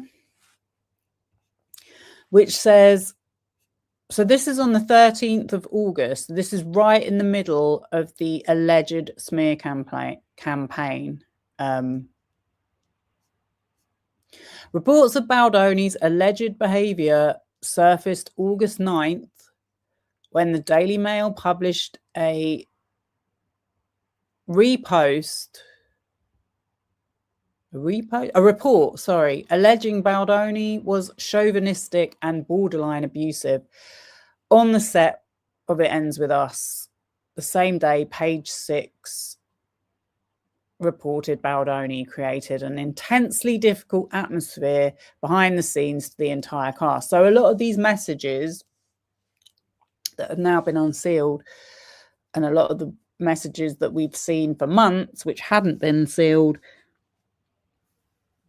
have been showing how much time and effort these people who she's talking to, Jennifer Abel and Melissa Nathan, were spending on creating these rumors of what happened on the set. Mainly so Jennifer Abel could leave her position at Jonesworks and start her own company and take him as a client. And Melissa Nathan could get her contract as a crisis PR because they needed a crisis. They needed him to believe that stuff was going to come out about him, because that obviously he must have thought there was something to hide. He wouldn't have employed them. For him to employ their services. But he's not that smart, so he kind of fell for their charms. So again, that's why these messages are being shown, because Blake Lively is now trying to prove that, and as is Stephanie Jones, who, I think I was in the middle of saying it. I may have not got to the end of my sentence. But by this point, Stephanie Jones has said to Justin Baldoni and Jennifer Abel, as has another guy who works there, Matthew Mitchell, that they shouldn't go near Melissa Nathan because she tried to cover up a woman's death. A woman died in a hotel room aged 22, and it was Scooter Braun's business partner and friend's girlfriend when he was married, twice her age, had kids, and she was a young musician. Okay, so these people know this. That's why they're being sued. But that's just to give you some context about Stephanie Jones. They knew this. They chose to work with her. They told her it was going to turn into a mess. It's turned into a mess. But a lot of people who are reporting on this story and have been reporting on this story are not giving out this side of the story. They are simply saying, oh, it's because Blake Lively's a white privileged female and Ryan Reynolds, they own Hollywood and they're toxic and they're narcissists and all this other crap. So yeah, I just wanted to remind everybody about that as we carry on with these messages. So this article's come out and they're patting themselves on the back because it hasn't, in fact, revealed the true extent of his character. It's been very nice about him. So Jennifer Abel says, yes, that was reduced down from sexual predator. So they managed to get the journalist to change calling him a predator to chauvinistic and borderline abusive. Jamil says, at least borderline abusive is out there, so she can't go in with predator. What kind of a comment is that? With everything that she's been saying publicly for all her career. At least borderline abusive is out there, so she can't go in with predator.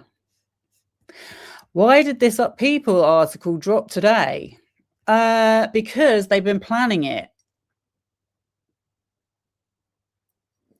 for weeks. Jennifer Abel,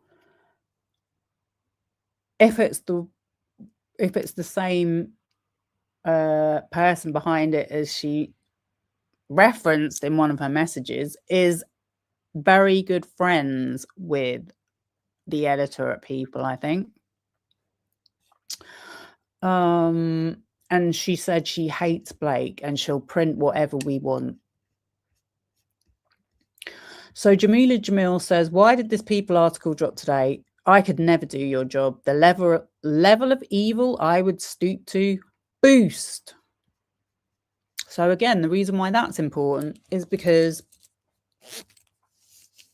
the whole complaint, Blake Lively's whole complaint, is about them hiring this guy, Jed Wallace, to boost and amplify press stories.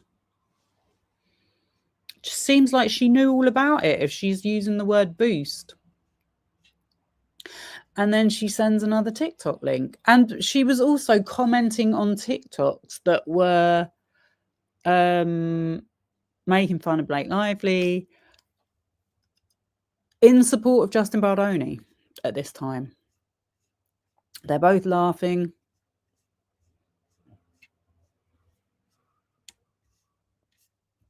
And also, it's like she's literally scouring the internet looking for this shit on TikTok. Then she sends a screenshot of, I don't know if you can see it, but this is messages from Stephanie Jones, who I'm thinking is still her publicist at this time.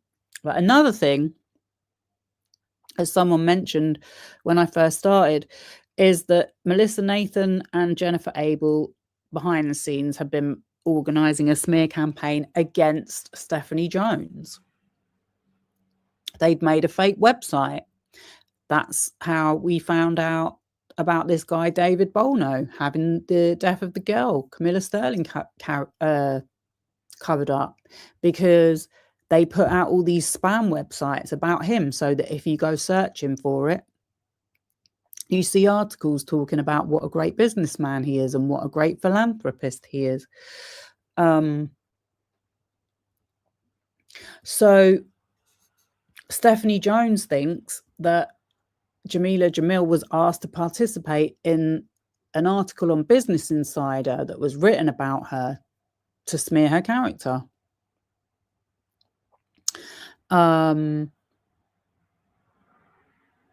Her name wasn't mentioned in it, but it seems like that's who she was talking about, because she said she's been with me, a client who came to me when she was pretty obscure, and I think Jameela Jamil probably was pretty obscure. Like, I showed you what she was doing before she went to LA, and we're supposed to believe that all these things happen randomly. No, I don't think so. Like, if you get in with Jones Works, I'm sure you get a lot more opportunities than you would if you weren't at Jones Works. She was on the cover of Vogue in 2019.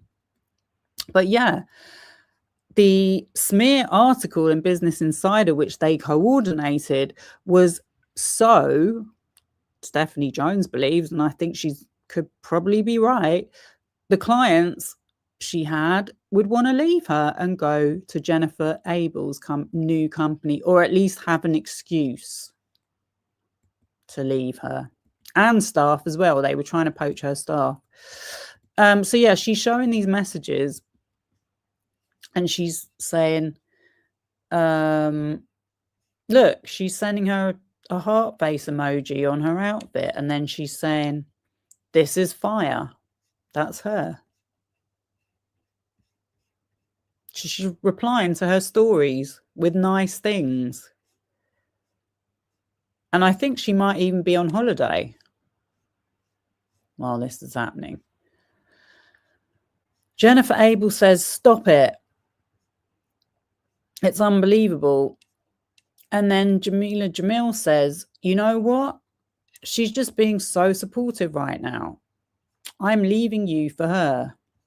It worked. She sold me. She's my soulmate.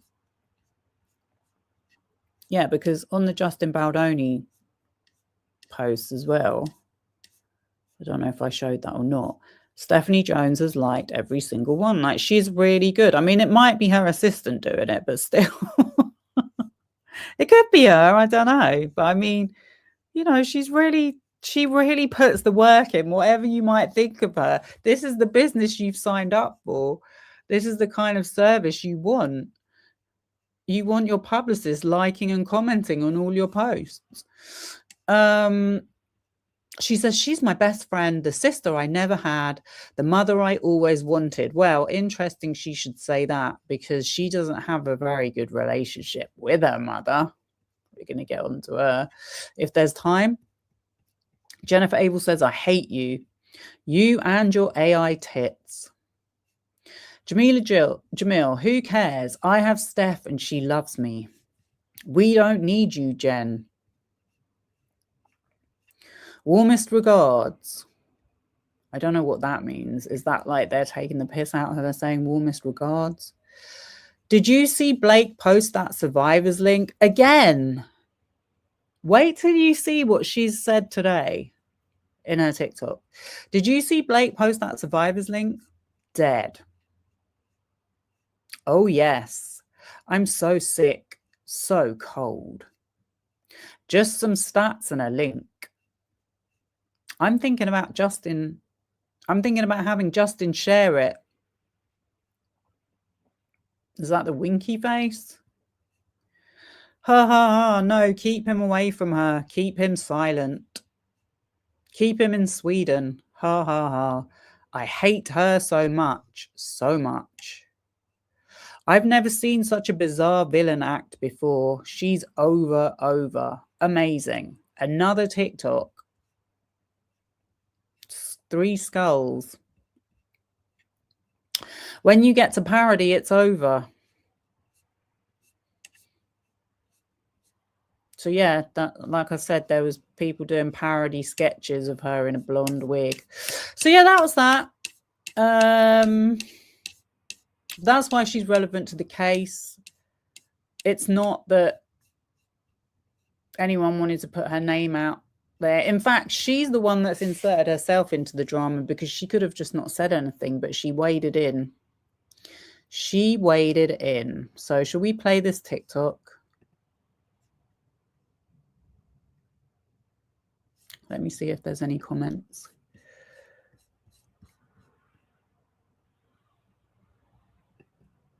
Oh, hey, Oz Scientist. You're catching up at 1.5 speed. This is really good to see all you here.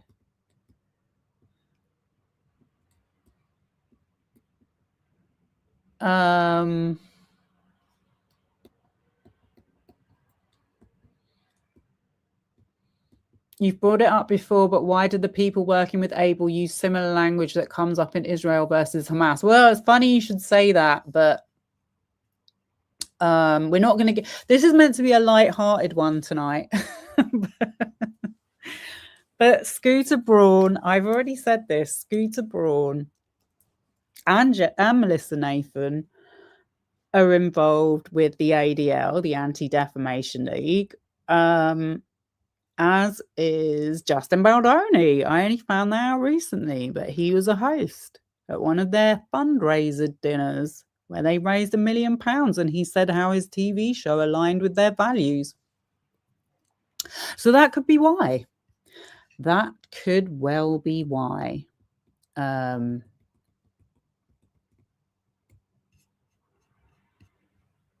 But yeah, I mean, it's very interesting actually, because Jameela Jamil, she's been quite outspoken in support of the Palestine genocide, or I mean, sorry, against the Palestine genocide. I meant in support of Palestine.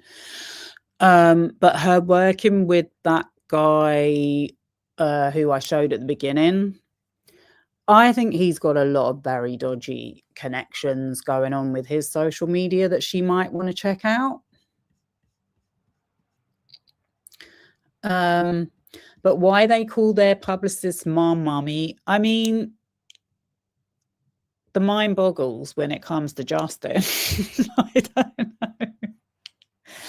I don't know. I mean, I suppose I guess it's the way they look after them. Like I've had an agent. I've not had a publicist. I've had an agent. I never really felt like she took on a mothering role with me, but then I was a mum myself. But I don't know. I guess some people use it like that. These are very needy, emotionally needy, insecure people in this industry. So I think a lot of it is them playing that role to just keep them like stable. I don't know. Like to just keep them from kicking off, really. But they go around calling other people narcissists. Funny. Justin either classifies women as either sex objects or mums. Yeah, I've noticed that. Another little stereotypical thing that goes on. Right, let's play this TikTok. Now, I want to make sure the sound's on. Yeah.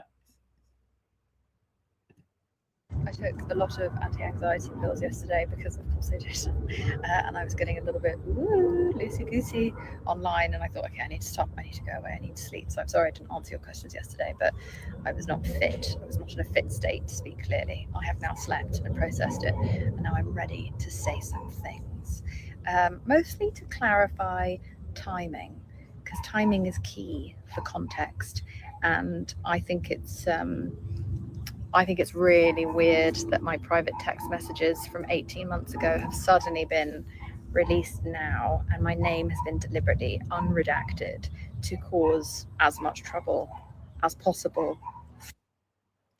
In case anyone doesn't know, it's her side, her friend's side, that have caused the delays. For me, even though these text messages have nothing to do with the case, and I'm not talking about the case in the text messages, because the text messages, and this is pivotal for you to understand, because so many people have been like, oh, how could you say those things or use those words knowing about this lawsuit? Guys, check the texts. Check the dates on the text. They were August 2024. The lawsuit wasn't filed until December 2024. There were 4 months between when I was saying those things and a lawsuit coming to light. I had no idea about any of this stuff. So I was just purely venting to my friend about how I felt about the press rollout for that fucking terrible movie. It never. I think the fact that she said boost means she knew a lot more than she's letting on. That's just what I think. ever seems to end with us.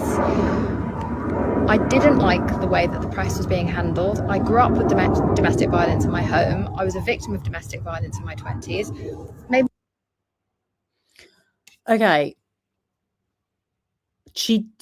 There does appear that her mum has actually been a domestic violence advocate. I'm going to get onto her in a minute. But she's never said before, to my knowledge, and all of the research I've been doing for the last since yesterday, that she was a victim of domestic violence. That is a shocker. But like I said, she has a history of when she's called out about something, her comeback is to say, I'm queer, I had an eating disorder, I had this, I had that. You feel some type of way. It made lots of people feel some type of a way, and the way that the interviews were set up for the success of making a really, you know, beautiful bonding interview, like, and was met with callous or sarcastic or cold or diluted answers, it offended me. Did I choose to pile on publicly? No. Again, anyone that knows the facts can tell you that the marketing plan was made by Sony. Hollywood studio, yeah?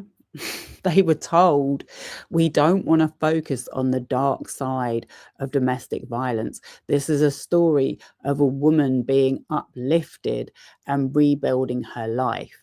So to say that she never talked about domestic violence, it was only Justin, is bullshit. Justin did a few last minute adjustments to try and make it look like that was the case. The florals idea, the flower shops, that was all Sony and Wayfarer, his company. Blake Lively just went along with it. And by the way, she was asked about domestic violence, and she did answer it really well on the red carpet on TikTok, because when I first started looking at this case, I saw it. Oh, and I could have when everyone else was, but I know personally what it's like to be in the firing line as a woman in media. It's a very specific violence and vitriol you get. So I was watching this person perpetuate their own controversy, and I was like, I don't need to be a part of that. So I took it to the group chat, which is what we should all really be doing. Took it to the group chat, talked about it with my friend, who happens to be being treated very badly by some very powerful, wealthy celebrities. That bit, she sounds like Russell Brand. That bit saying she's been treated badly by wealthy, powerful celebrities, like Russell Brand isn't wealthy and powerful. Look how much power he has. He's managed to get away with his sex crimes for years and make a lot of money while he was doing it.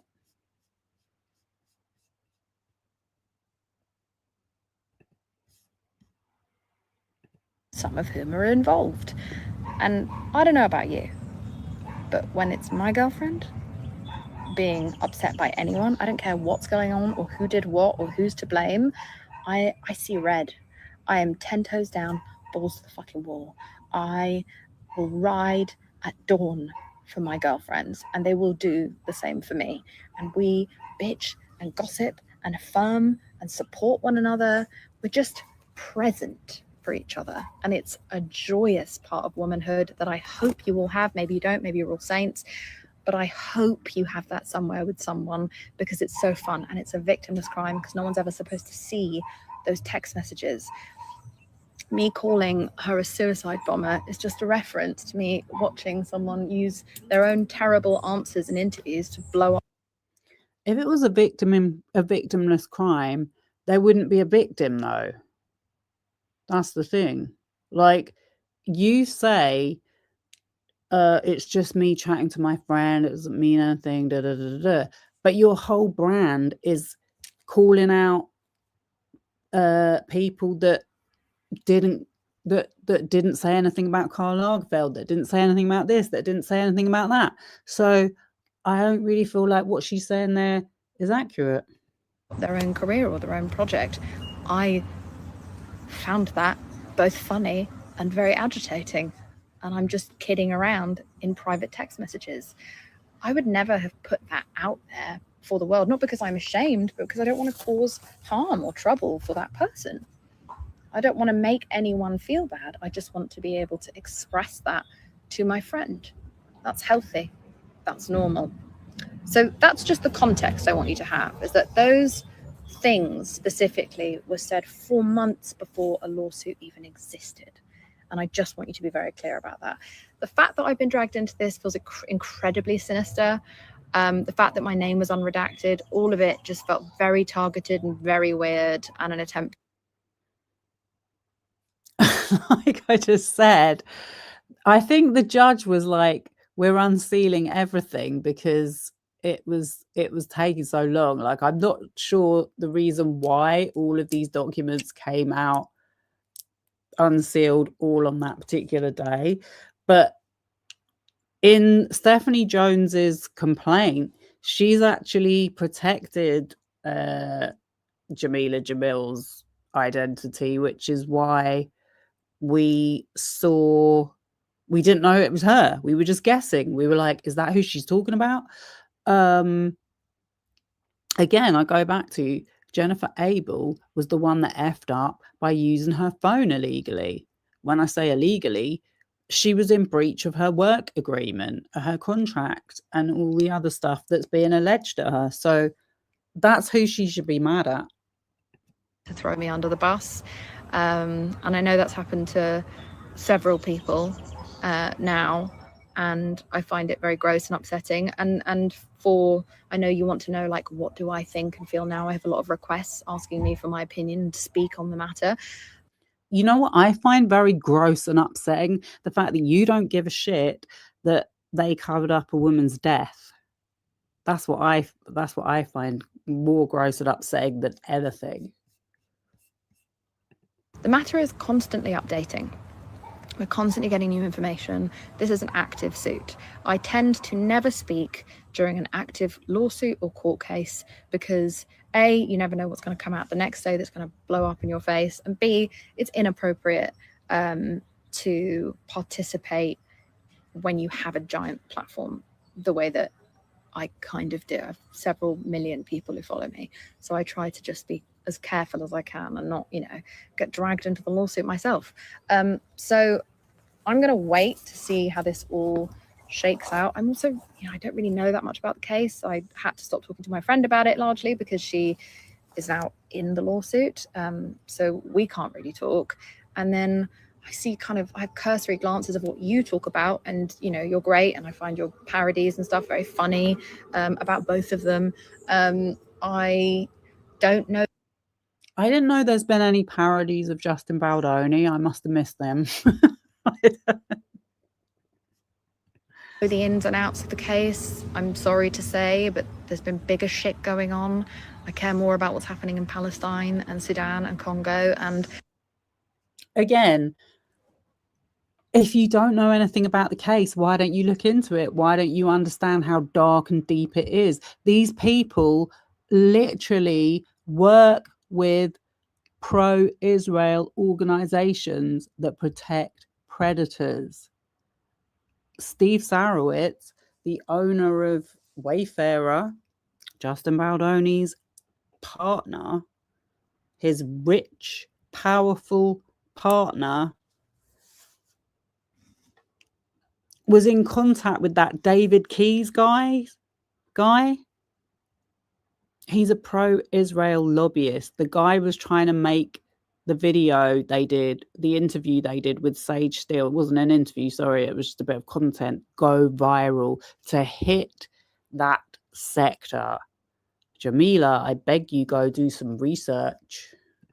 The United Kingdom and the United States, and the fact that people don't have money for healthcare or food. I'm less interested in anything that's happening with wealthy celebrities. I'm sorry. I know that this is important to so many of you, but they're the last people I'm worried about. I believe they're both going to be fine no matter what happens. They're both going to be safe and healthy and happy and fine and loved. My personal concern is elsewhere. So I don't really have anything to say. I will say that anything I did feel has now been crushed by the invasion of my privacy in this completely nonsensical, targeted way. So I actually now actively don't give a shit and don't want to hear about these people ever again. We were already sick of them. We're all sick of their faces. We're sick of hearing about this boring movie. Like, it's got more press coverage than all of the genocides combined, I swear to God. And I don't think that we should be directing energy towards it any longer. But that's all I wanted to say. The thing about it having a lot of press coverage, it is getting a lot of coverage, yeah, but the not the actual reality of the actual factual side of it is not being covered. That's the sad thing. There's people like me that get a couple of hundred views on my videos that are trying to say, look, this is actually what it's about. So you might say, oh, there are more important things going on. I don't actually care about celebrities, but this is very much related to the overall landscape of propaganda that is surrounding us, that is overwhelming us with these wars and these investment deals that are going on with these countries that shouldn't even be happening, with the sex trafficking that gets covered up, with the sexual abuse that gets covered up, the way people are being exploited over and over. So it's actually connected to this whole big landscape that we're in right now. So I think it is important, actually. I found it fascinating. That's why I've been keeping an eye on it since the story first broke, because it relates to so much more than two celebrities. It's so politically intertwined. That's the part you seem to be missing for someone that loves speaking about politics or genocides or wars in Congo or whatever. Like, this is propaganda. That was the whole point of why the New York Times broke the story. I'm annoyed at how this has all been handled in a way to sort of set me up. And I'm annoyed that people don't actually do due diligence and check the timing of when things are done that is available to you there while you're playing fucking detective. I'm annoyed about the misunderstandings. I'm not annoyed for saying villain at the time. That's how I felt at the time based on the information that was right in front of me. And yeah, man, like, that's how I speak. That's how I speak on Twitter. That's how I speak on my podcast. If this is the first time you've learned that I'm a British, bitchy, gossipy girl, then where have you been? So lots of love to everyone. I totally get it if you feel offended and you're very invested in this, or there's people that you care about who are, you know, who make you feel extra invested in this. And I get it if you're angry with me, but that's how I talk to my girlfriends in private. That's how I talk about things that personally offend me. That's how I talk to a friend who is going through something and being treated a certain type of way. That's who I am. And if you're not like me and you don't like me, you must absolutely avoid me at all costs, because I don't think I'm going to change. I'm an old lady, all right? I'm a grumpy old lady. But I do send you love, and I pray for all of us that we will be released from this topic and these people soon. Bye. Morning. I took a lot. Yeah, so that that was a lot. Anyway, I don't want to get too wound up about why I find it interesting. I've said it over and over. It's not just happening with them, it's happening with Mr. Beast, it's happening with all these influencers. This is where all the money in the whole world is invested in this shit. So everyone should care about it, whether they do or not.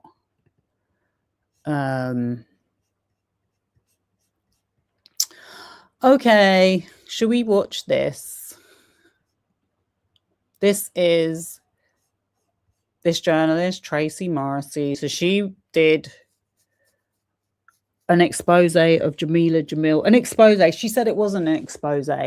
She just went and found some stuff. She dug some stuff up and said, there's a lot of the stuff that she says that can be quite easily contradicted with other things that she's posted. So I left it till last because some people might have already heard about it or seen it, but it was news to me.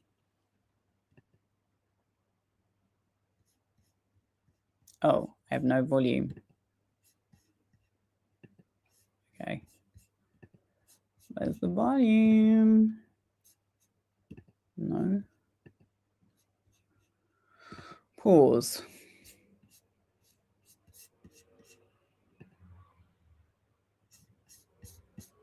Oh. Let me go back to that. My God. I hate it. I knew that was a bad idea. I was like, I don't want to log in because someone might see my name. Instagram won't let you see stories without.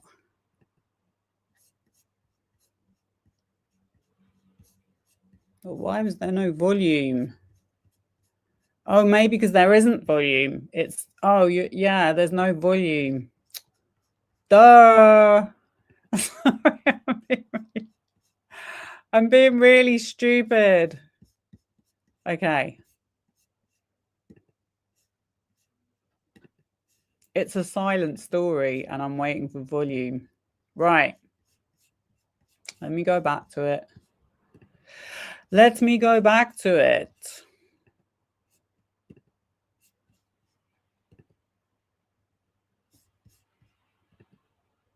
So,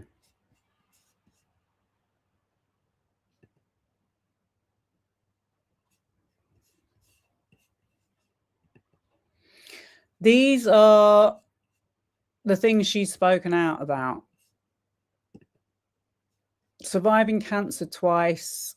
Jameela Jamil has spoken out about suffering from cancer twice. On Monday, the activist tweeted a response to a man who made a derogatory comment about the way she dresses at her age. Jamil described the remark as the biggest something, explaining that many men say. Jameela Jamil was throwing up right before the Emmys. I was on a drip on the... Jameela Jamil was not in a good place hours before the 2019, that she was extremely sick just hours before. Revealed that she has Ehlers-Danlos syndrome in 2019. She tried to take her own life. Oh, so that was after the backlash she got for calling out Caroline Platt.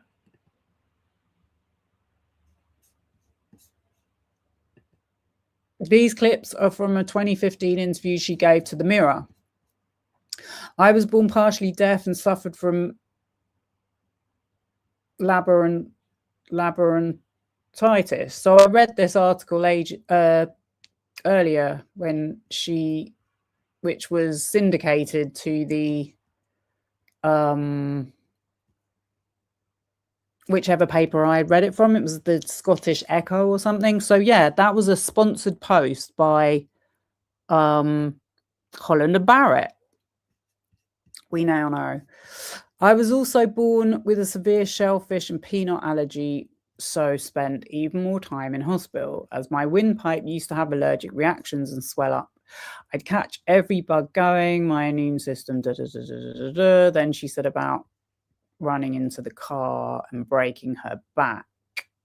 Or that time she said, I broke several bones and damaged my spine. And then the mercury poisoning from the fillings.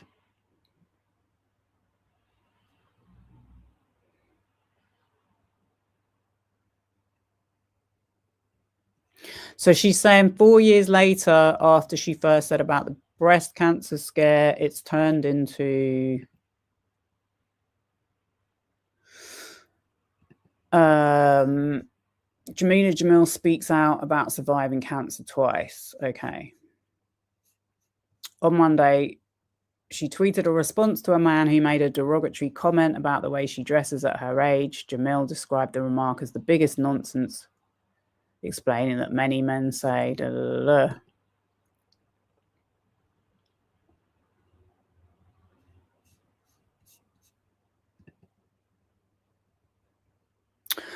I find it extremely offensive that there is a cultural taboo around aging.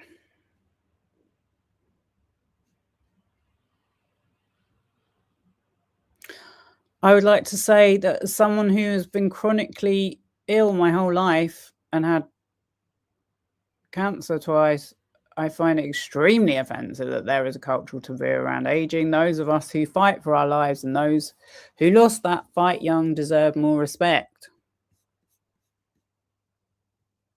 But again, the whole reason why people are interested in the Blake Lively lawsuit and the wider picture is because she was standing up for herself. She was being expected, not just by Justin Maldoni, but by the executives at the studio. She was under so much pressure to go along with his way of doing things. And she was strong enough to stand up and say no. So you would think Jameela Jamil would have more respect for her, but she's only taken Jennifer Abel's side of it.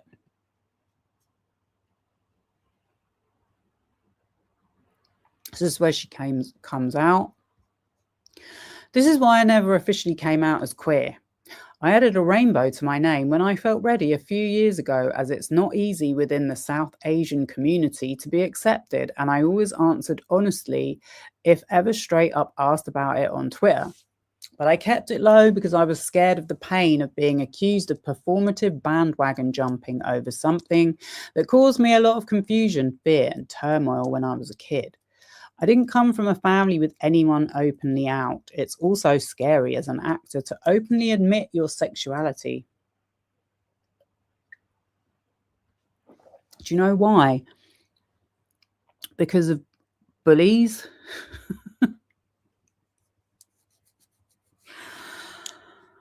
Oh. Especially when you're already a brown female in your 30s. This is absolutely not how I wanted it to come out. I'm jumping off this hell app for a while because I don't want to read mean comments dismissing this. You can keep your thoughts.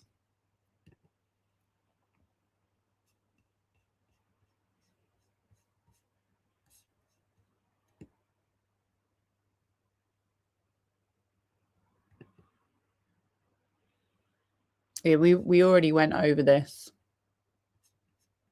when she said that she fell over.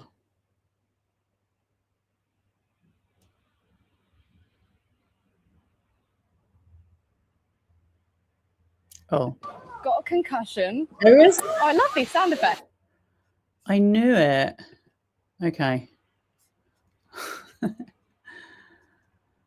The air, and I decided to break the fall with my face. So I lost my front tooth, broke my nose, got a concussion. Oh, I love these sound effects. This is great. And broke my elbow. You're right. You're right. Jameela just had a really nasty fall. And so she went straight on her face. She's had a bit of concussion recently as well. Ambulance just turned up and stuff. So everyone was pretty worried, and if I'm honest, at that point, even I was actually wondering if I'd be able to carry on. I was in a lot of pain, but as I sat in that... He did actually say she had a concussion recently, and she said she fell on her face and got a concussion. I just noticed that.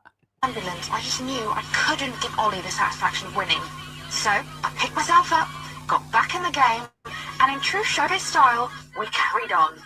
Let's see if you can spot me looking a little bit dazed. Hello and welcome back to Rock Chord's Celebrity Challenge. It's been a hell of a day. We're just sitting here chilling out on two legs after racing to get the main wall painted in time. It was pretty exciting. We did well. We did. I'm still very angry that Very angry. JJ cheated. I didn't cheat. I just won. So many accidents. I got chased by bees, hit by a car, season 1. Got a concussion during season 1 because I saw a cookie on the ground, and I was like, I have a 30-day rule, and I was like, I'm gonna eat that cookie, and I just reached forcefully to go and get the cookie and knocked myself out on my side table. Had a concussion, had seizures for like 3 months. I rolled my ankle, I broke my arm, none of which was on set, just during filming, and then.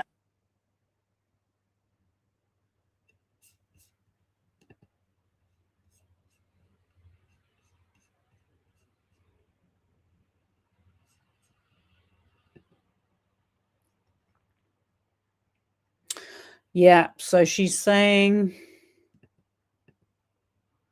she's told several different versions of the chase by bees, hit by a car story. When she was 17, when I was 17, I was trying to avoid a bee on Hampstead High Street. See, it's at Hampstead High Street. In that other thing, she was saying she worked in a village. Well, I mean, I guess there is I guess there is a village in Hampstead, maybe. Anyway, and I ran headlong into traffic, which I know was completely my fault. I broke several bones and damaged my spine. I was confined to bed for 2 years and had to walk with a Zimmer frame.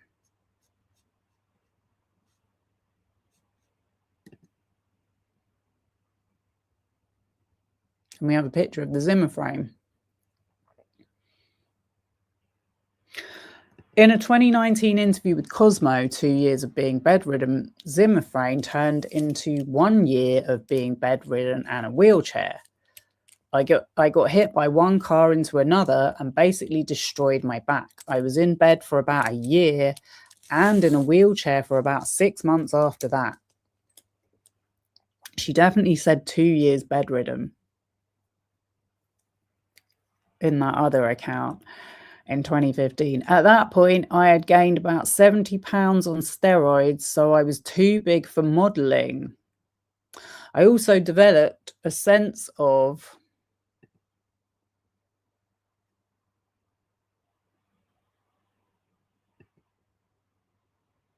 okay, I can see how being chased by a bee and getting hit by a car leaves you bedridden for an indeterminate amount of time could be your worst moment. My worst moment, the good place Jameela Jamil and the time she fled a swarm of bees. So now looks like there's another bee story. But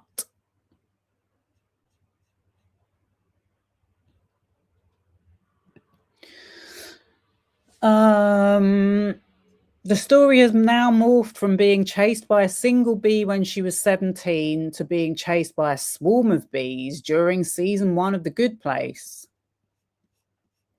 I got hit by a car during season 1. It was a month in and I was already feeling like I was behind everyone else and at a disadvantage because I don't know how to act. And I had mentioned during the first couple of weeks of filming that Ted Danson, even in his late 60s at the time, was running rings around me. So he suggested that I try a little bit of cardio so I would have more energy because I was dead at the end of the workday and he was fine and he's 40 years older than me.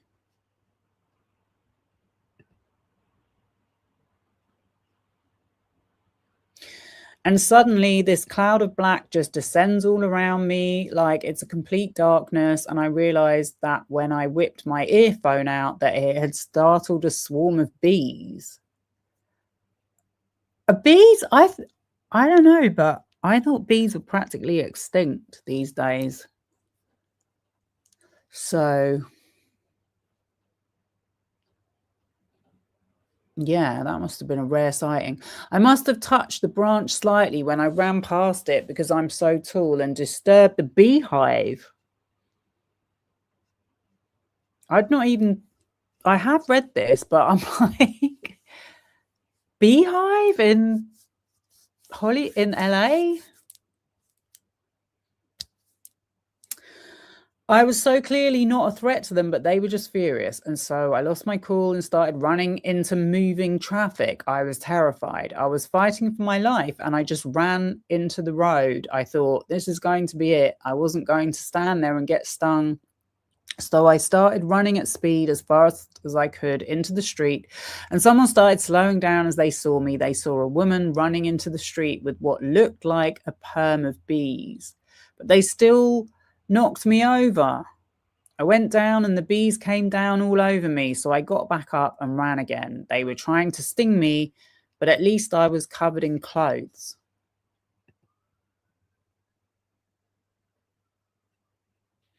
The horrific car accident has turned into a light tap.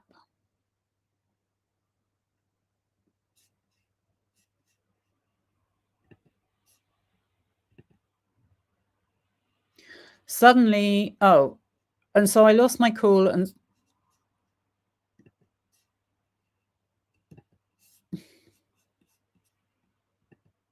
Oh, I need to get the power. I need to get the PowerPoint. Things are happening. Oh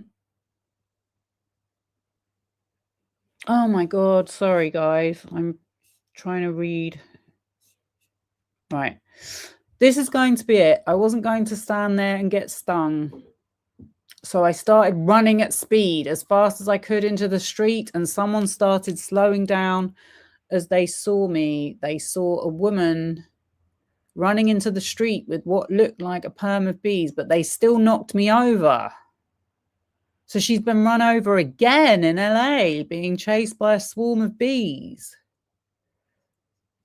So I got back up and ran again. They were trying to sting me, but at least I was covered in clothes.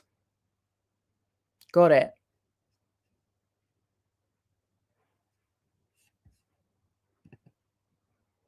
Reader, there's more. Finally, we had a giant action scene in season 3 where we have to fight all these demons, and they gave every single other character, including 70-year-old Ted, action to do, and made me just sit behind a pool table and watch because they said it was the only thing I was safe doing.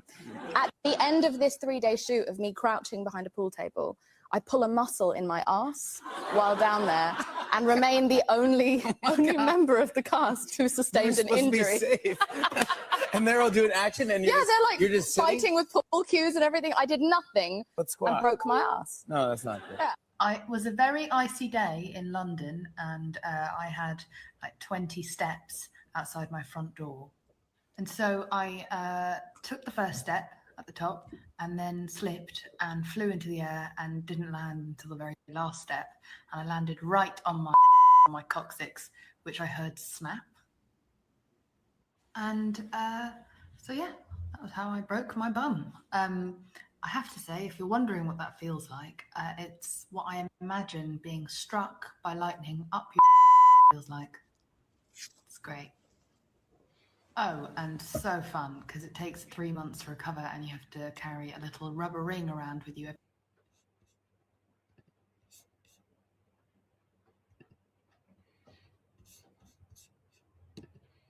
One sec. Okay. I didn't see this. I'm dying. Here's a 2013 version of the broken butt and broken arm tooth story, except she also includes that she broke 3 ribs. I've fallen over and broken my ankle and slipped down the stairs and broken my coccyx. 2 years ago, I was interviewing Ollie Murs and we had a paint fight. I slipped and broke my fall with my face. I lost my front tooth, broke my arm and 3 ribs and got concussion. I used eyelash adhesive to stick my tooth back in, then carried on filming. I was either a trooper or an idiot. Okay, well, I showed the footage. Like, you can all make your own minds up.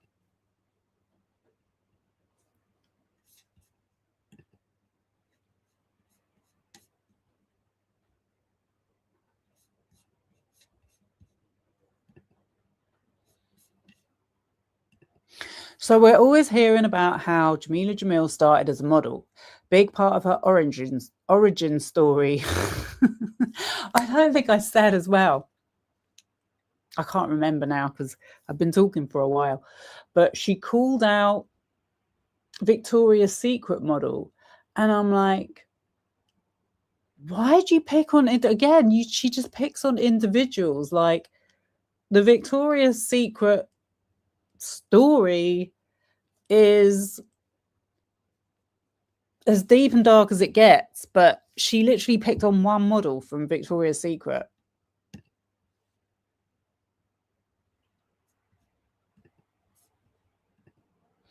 The industry was unhealthy, body image, yada, yada, yada. And also, I will say about Victoria's Secret, because I've said this before, models I was friends with, it was honestly one of the best. They would be so gassed to get the Victoria's Secret job because it was such a good job for them. They did use different looking girls. They used a lot of black girls. and they definitely liked girls with boobs. Jameela Jamil has opened up about how a very intense car accident had a roundabout way of saying her life. People magazine. So she knows People she knows these magazines write bullshit.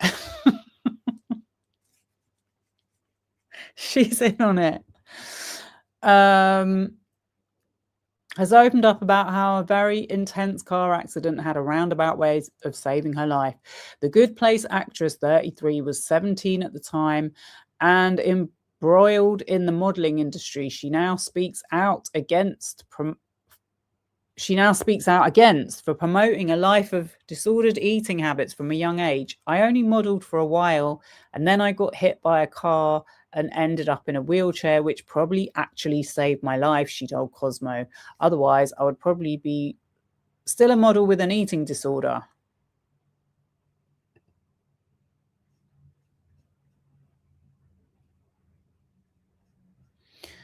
Okay, from a 2013 interview with The Independent.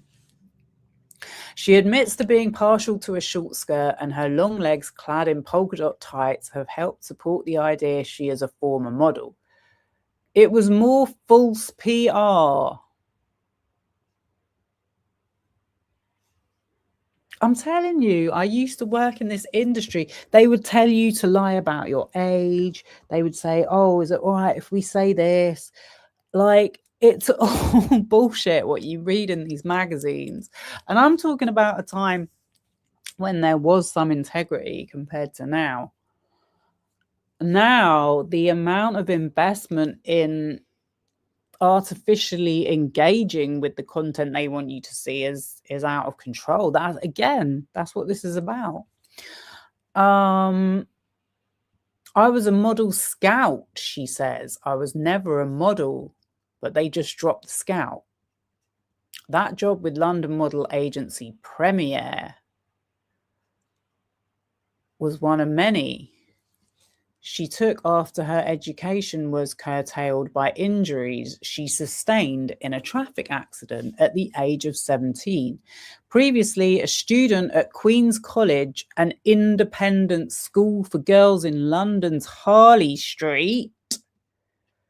So that means Harley Street is like it's a fancy area in London, by the way.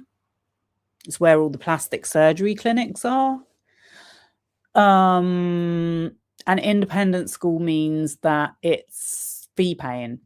Jamil was unable to complete her A-levels. She had been bookish with a love for biology, but she didn't run with the school in crowd. I wasn't pretty and skinny and rich and didn't shop at all the right places and hang out with the right people, she says. I was this little weirdo at school with no friends. For 4 years, we're going back to the video shop again.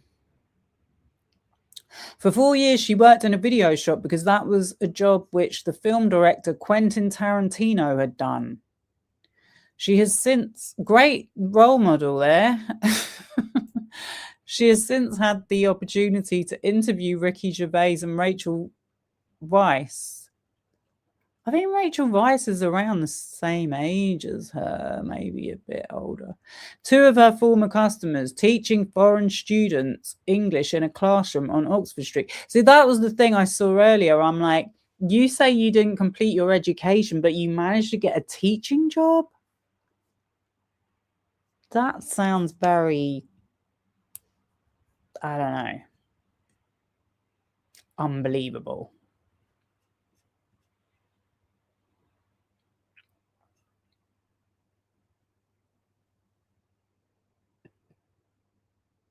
Oh, she was basically an unpaid intern, and that somehow morphed into a job as an actual agent in what world?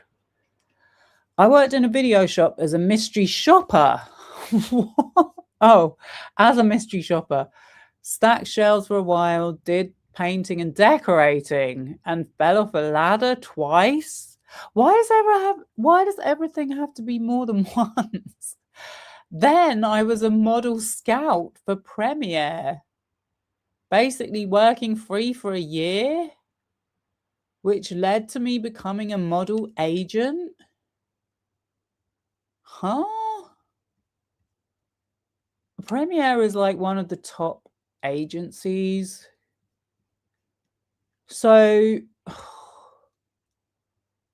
I guess they could have said, look, if you bring us any models in, we'll give you a finder's fee, maybe. That could be one explanation. At the same time, I taught English as a foreign language and did a bit of bar work, plus working the door and guest lists at nightclubs. I mean, these are all pretty standard jobs that most people do when they, well, back in the day, these are all pretty standard jobs that most young people do. Jameela freely admits not the English language teaching, though. I would have thought you would need some kind of a qualification to be in education. Jameela freely admits that she would try some of the most ridiculous jobs. Her adds that even the less positive experiences have contributed to her eventual TV and radio career. She's very well spoken as well. Like, she's very well spoken. She's very articulate. I did a hell of a lot of temping. I think that's where my people skills probably came from. At the video shop, I learned about budgeting and finance. Okay. When I was a model, so this is 2016 Huffington Post. When I was a model at 15, so she's okay, 15. So she had the car accident at 17. I was eating 1 red pepper a day, and I had a big day of castings. I would survive off a bag of Haribo, which gave me the 500 calories a day that would keep me alive. I was congratulated daily on my appearance. The more vertebrae upon my back you could not count, the better my auditions went. By 16, my periods had stopped completely. By 17, I had bed sores on my hips and lower spine. I felt ashamed by what I was doing when there were people in my home country literally starving to death with no choice but to wait to die.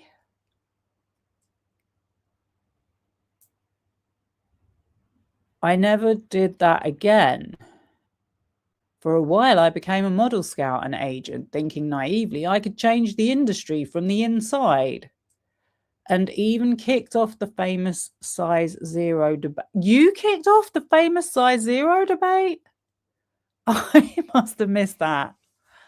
With an article I wrote to the Evening Standard about my concerns from behind the curtain of the business back in 2005, I was on all of the news channels at 19 years old, begging for the industry to wake up and mend its damaging ways. Oops. What have I done? Here now. Sorry.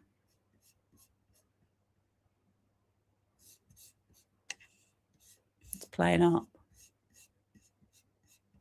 Okay. Let's go back to the start.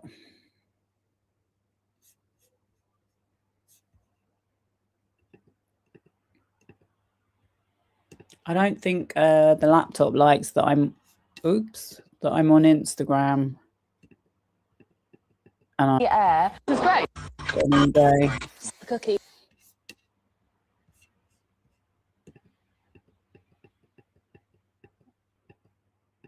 Find the end of all cues. I was lost. Imagine.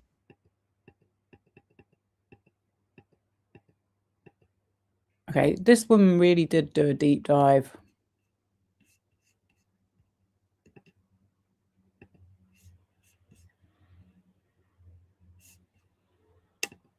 Okay, 2016 article, that's where we was.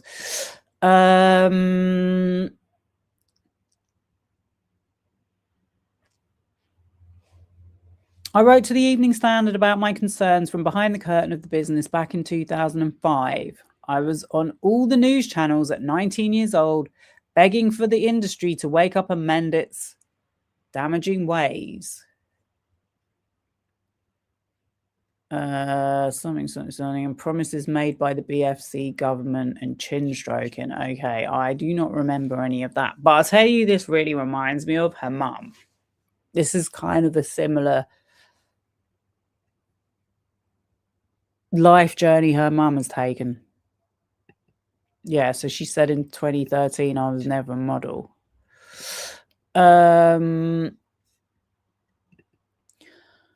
I was a model and a model agent, and a lot of my friends are still models and agents who are all struggling with ongoing unrealistic standards of this industry you benefit from, which is why you are fiercely defending it. Oh, this is the Victoria's Secret girl.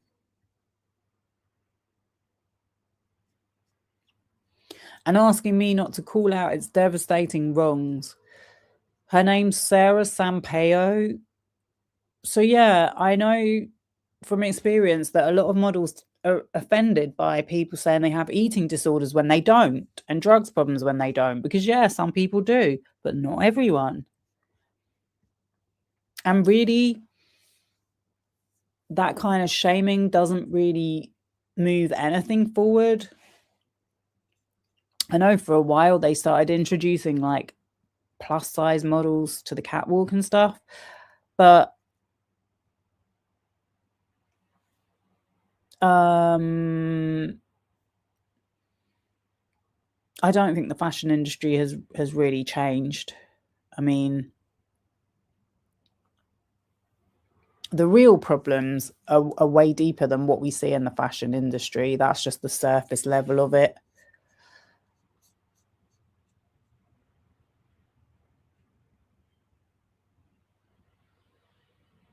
And this girl's like being actually, like, this is what I mean. She's not being horrible. Look, she says, and about modelling, I can for sure talk with more certainty than you. Sure, that happens, but it's for sure not a vast majority. The point of my tweet, though, wasn't that one, and you know.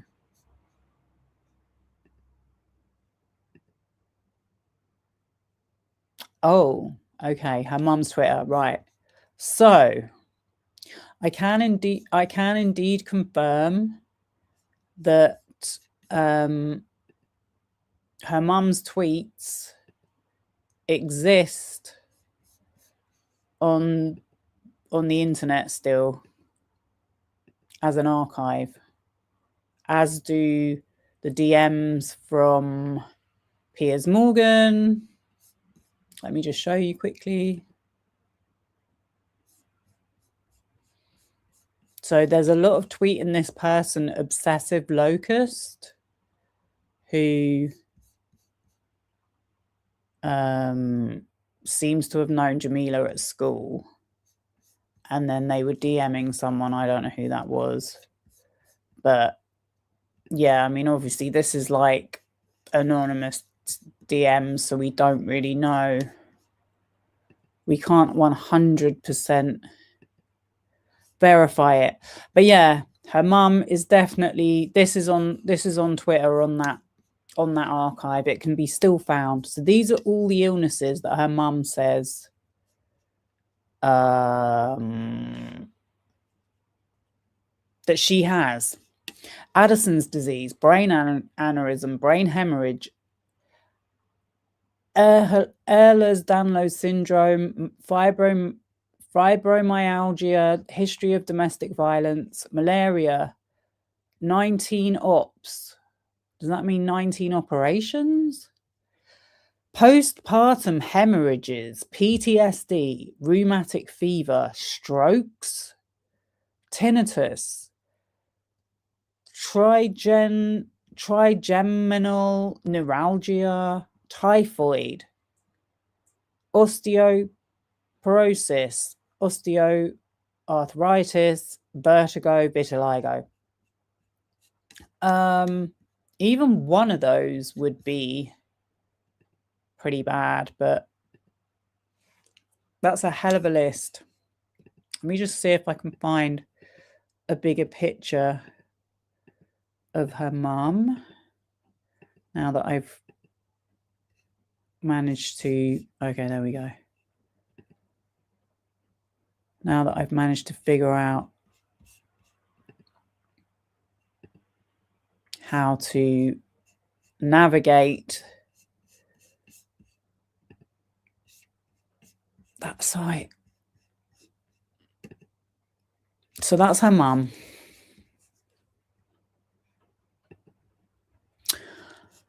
She listed her own issues and posted a photo of herself on a drip. I have loads of food allergies. So I was born allergic to shellfish and peanuts.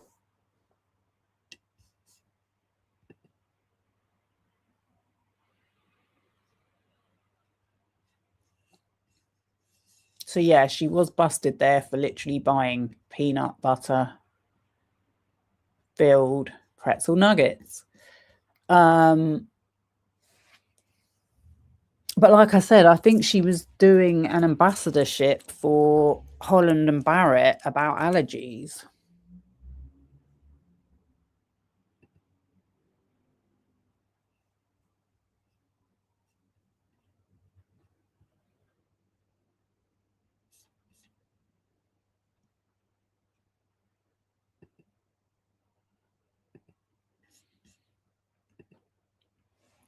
Okay, this is the other story she made about bees, which was on the show reel with Mark Ronson.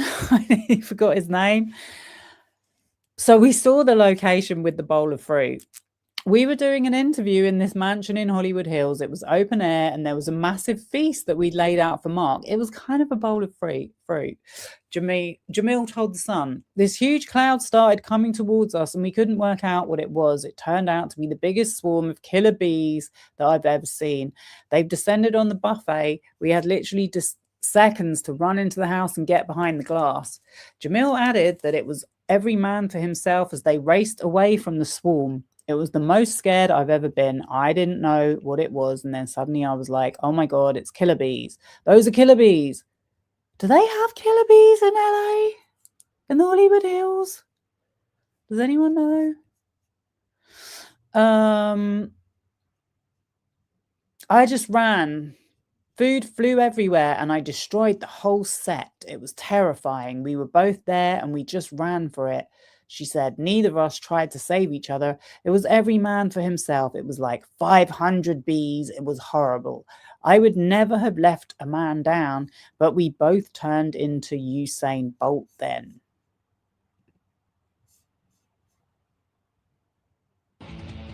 The killer bee incident, I saw that headline and I was like, I didn't even remember that ever happening, but I think something happened when I was being interviewed by Jameela Jamil, who's a really lovely presenter, used to work for BBC. And I think that maybe we were sitting outside and there was a fruit plate nearby and maybe one or two individual bees approached slowly. There was a bowl of fruit there because we literally saw it on the show reel. And instead of running from a swarm of killer bees, I think we said, like, should we go inside? And we walked slowly inside. So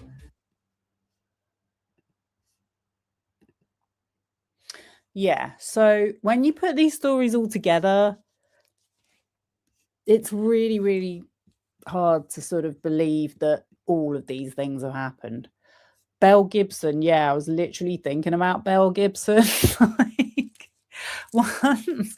It's like once you hear about Belle Gibson, you realize that there's a lot of them doing this. There's a lot of them out there. Belle Gibson was just one of the ones that was very high profile. And of course she is a woman. Like, it's normally a woman that is the person that gets found out, the person that gets profiled, the person that they do documentaries about. But a lot of men are doing this stuff, let's be honest. Especially in the health guru space. Okay,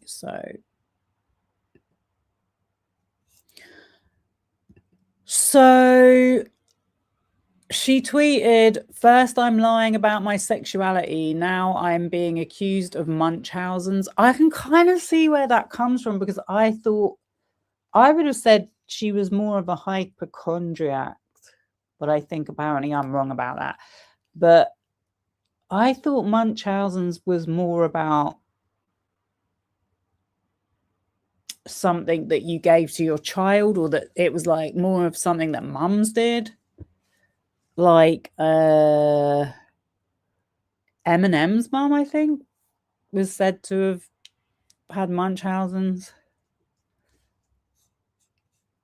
By an unhinged idiot who didn't even realize in all her research that my car accident injury stories are different, because they were about 2 separate car accidents 13 years apart. You can keep it. So I guess this is her response to Tracy, and she's saying, cool way for a mental health advocate to talk. Yeah, I kind of see where she's coming from there. So she's been going through Jameela's tweets.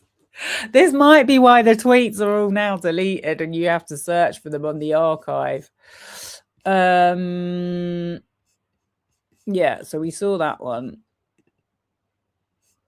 Then, okay, so that one was in 2019. In 2018, she said, I wasn't a model. I got scouted at 15. But thankfully broke my back shortly after. I thought it was 17. Is that shortly after?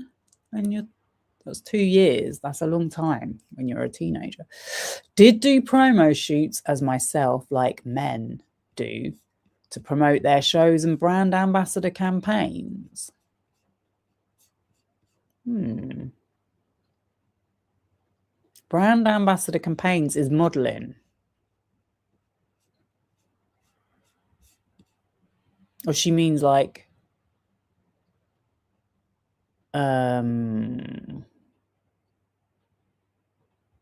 talent jobs. This is really funny because this is actually my friend. I'm actually friends with her. Oh, she didn't tag me and put asterisks in my name, so I didn't see it. And by the way, I was trying to look that up because I think that's why I remember seeing this, because I used to still be on Twitter then, and I used to follow Leomi, and I do remember hearing about this on Twitter. So this was in 2019. I've never hidden that I was a teen model with anorexia, or that I was a young scout who thought they could bring in body diversity but left when I realized I couldn't change it from the inside of the industry. Kiss. So funnily, Leomi, I'm pretty sure she used to be with Premiere. So next time I see her, I'll have to ask her. No, I never ever get paid to appear in magazines, ever. Models do. I'm not a model. I'm a writer and actor. They don't. Models don't get paid to appear in magazines. They get an editorial fee for some.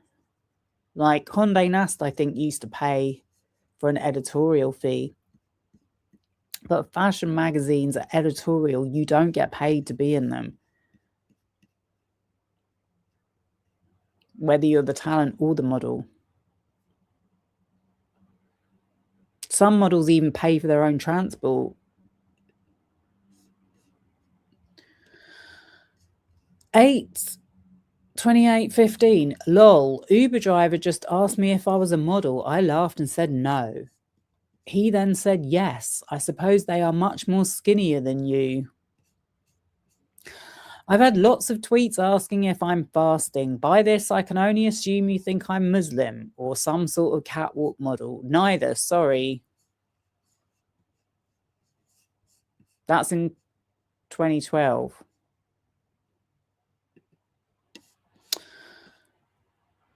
Not afraid of you or your dumb internet conspiracy theories. Keep them coming. You just add to my relevance. It's funny you should say that when you literally went on a conspiracy theorist channel to talk about mental health. To talk about mental health healing solutions, or whatever they're called. Keep them coming. You just add to my relevance. Yeah, I think that's true. I'm going to keep helping people with eating disorders and changing laws and global policies to protect kids and their mental health, and there's nothing you can do about it. Actual lines verbatim that I.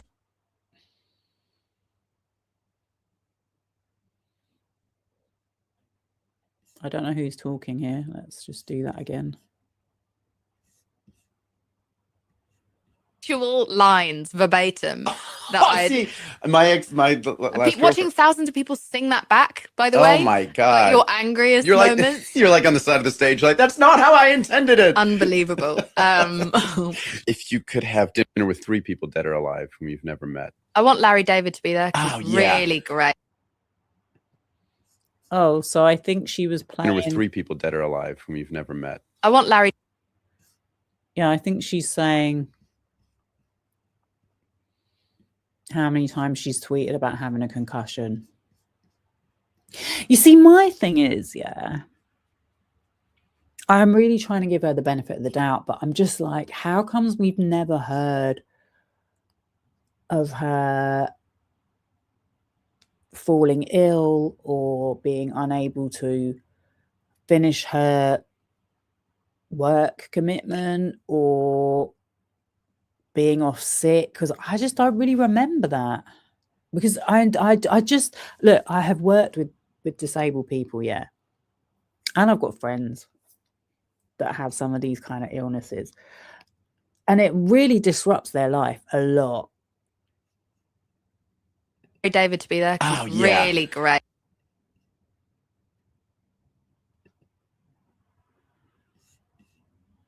She made a film poster about the concussion.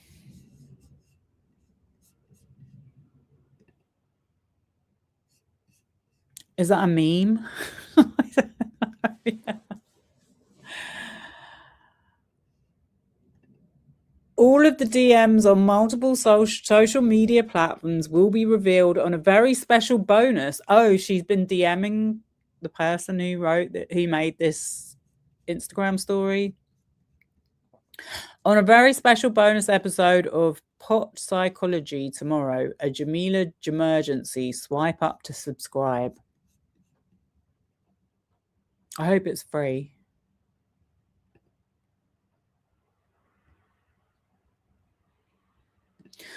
Okay, so she made a post saying, some weirdo stalker, we've heard of that before. This, I'm not being funny, but this whole time I've been doing this research, it has literally been reminding me of Alexa Nicholas, who also apparently has a bit of a dysfunctional mum. But yeah, she likes to talk about stalkers a lot as well when people criticize her online. Some weirdo stalker started a viral conspiracy thread on my having Munchausen's. Apparently, she thought that because my car accident stories was different. That's because they were about 2 separate car accidents 13 years apart. In her rush to bully and drag, she forgot to read. But after a few hours of feeling upset that I'm being gaslit and targeted for harassment, I sort of realized, oh, okay. Some people have sad, empty lives. That must be me. It's not about having a sad, empty life. It's about, we have to put up with your shit. We have to look at this stuff all day, every day, and so do our kids. So would you want us to just pretend it's not happening? Would that make you happy? And doing this gives them some purpose. And I don't have to do stuff like this because I have a purpose in tagging my brand and all our beautiful policy change and fights for legislation to protect young people. Maybe young people need to be protected from following influencers online when they're telling them bullshit and trying to scam them. Maybe that's a good idea.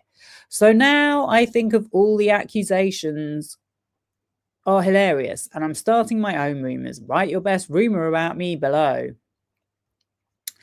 Oh, is that Demi Lovato? I once heard you loved to table dance with James Blake at Halloween parties, but I feel like there's a truth to this. But you definitely do car commercials in Japan though, right?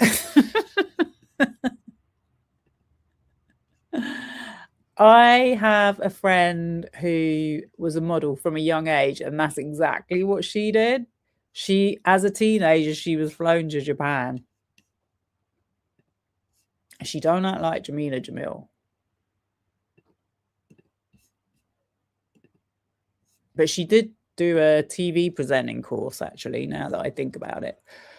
So I guess in this time, which was the late 2000s, early 2010s, if you were a model, you were good looking, a lot of people were saying you should try and get into TV presenting. Jameela Jamil got lucky. She got a leg up. She was DMing me for 7 hours last night, long after I stopped responding. I never reached out to her. She reached out to me. Who's zooming who? It's so incredible. Anyway, I'm posting the DMs in their entirety on Patreon later today. Oh, so now she's putting her DMs. Wait, whose DMs are on Patreon? The DMs are up on Patreon. Here's a sneak peek. Oh, that was her. Let me have a look. Oh, okay. I did break my arm. I did lose my front tooth. It's still glued in half in my mouth. There is absolutely no way in hell that eyelash glue could keep a tooth glued in. Absolutely no way.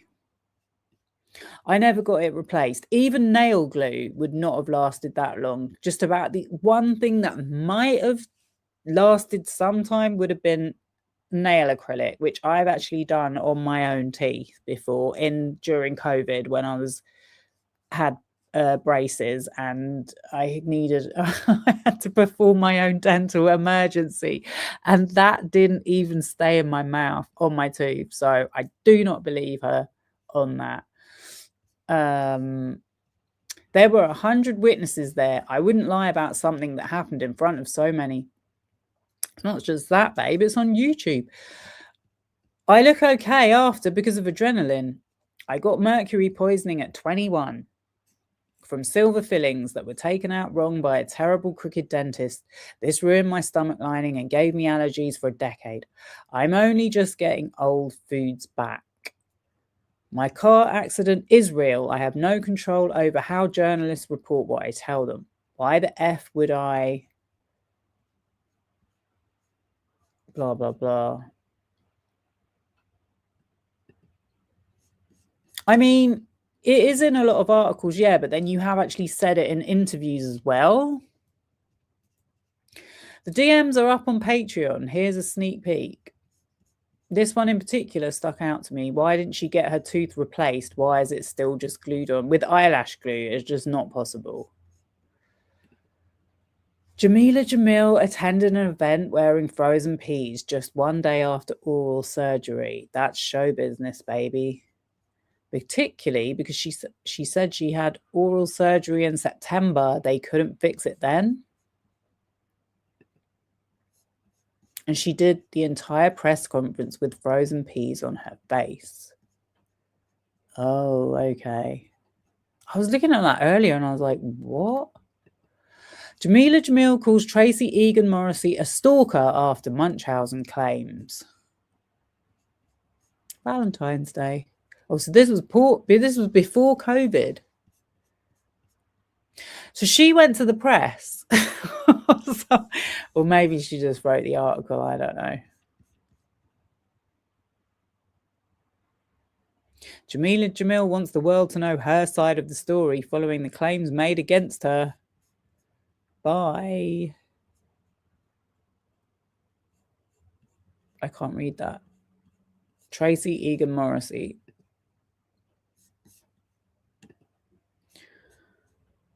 Oh. Who's Gracie? Who's Grace Helbig? She showed up with kidney stones and still gave her time and energy to a great chat. I'm not being funny. If you had kidney stones, you would be in hospital. That is so much pain. You wouldn't be able to stand up. Jameela Jamil injured her asshole while filming She-Hulk. Yep. That's what she said. Jameela Jamil suffered an NSFW injury while filming She-Hulk. Didn't know that was possible. This is the part I take issue with.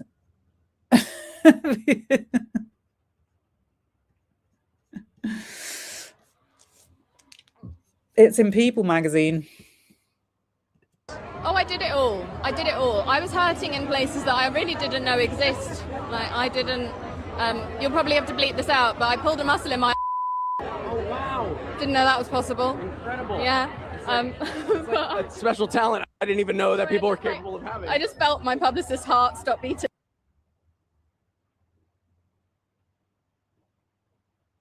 The end of this 3-day shoot of me crouching behind a pool table, I pull a muscle in my arse while down there and remain the only member of the cast who sustained an injury. Safe. And they're all doing action and They're like you're just sitting? fighting with cues and everything. I did nothing and broke my ass. No. It was a very icy day in London, and I had like 20 steps outside my front door. And so I took the first step at the top and then slipped and flew into the air and didn't land until the very last step. And I landed right on my coccyx, which I heard snap. And so, yeah, that was how I broke my bum. I have to say, if you're wondering what... Okay, so Munchausen's is making yourself sick for sympathy, and Munchausen by proxy is when a parent or caretaker makes their patient sick for sympathy. Got it. Like, I don't think it's just that. I mean, it's not just the sympathy bit. It's well, obviously, if you look at like what happened with Gypsy, what's her name? Gypsy Rose. Her mum pretended her child was chronically ill from a very young age, and she got flown to all these different places. She got, I think, a house donated to her. Like, she kind of turned it into a business. I'm just saying, like, this is the influencer version, possibly, allegedly.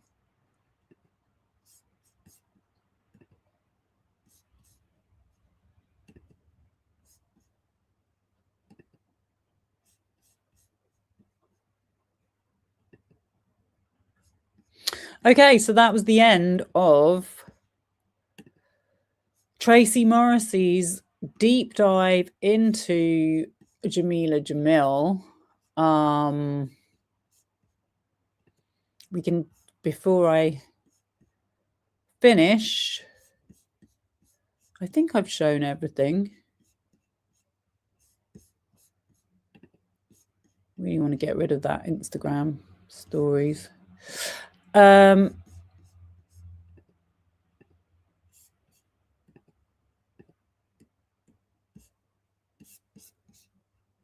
Let's see if I can get this back.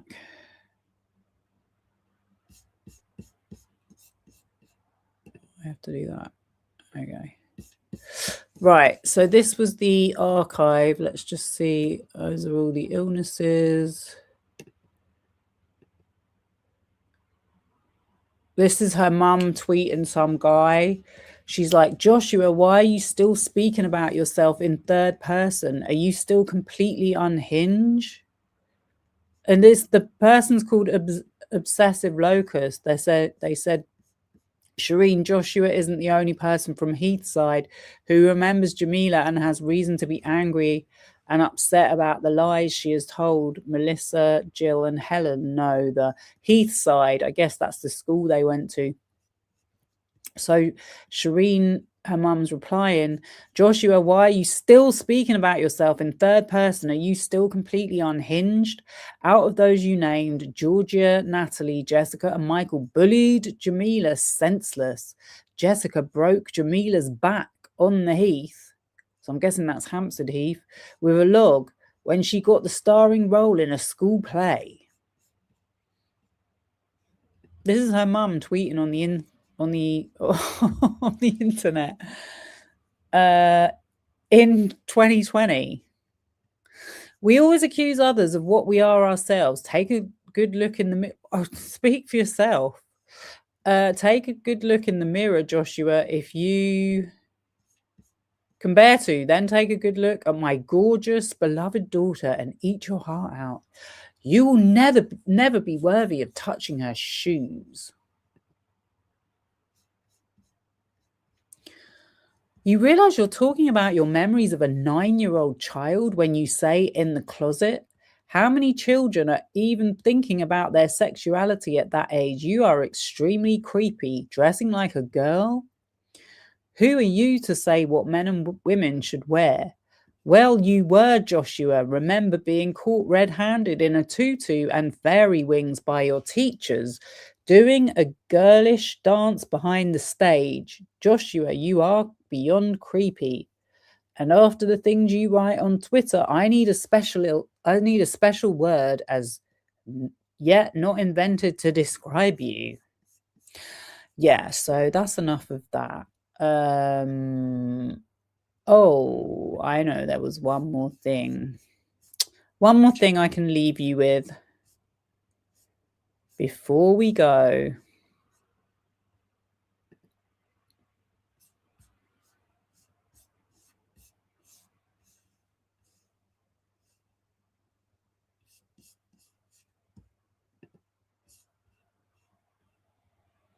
The likes of any filters or any. So her mum's been campaigning airbrushing or photoshopping. She's campaigned because that wouldn't have been me at all. Sorry. She's campaigned for victims of DV. And her latest thing is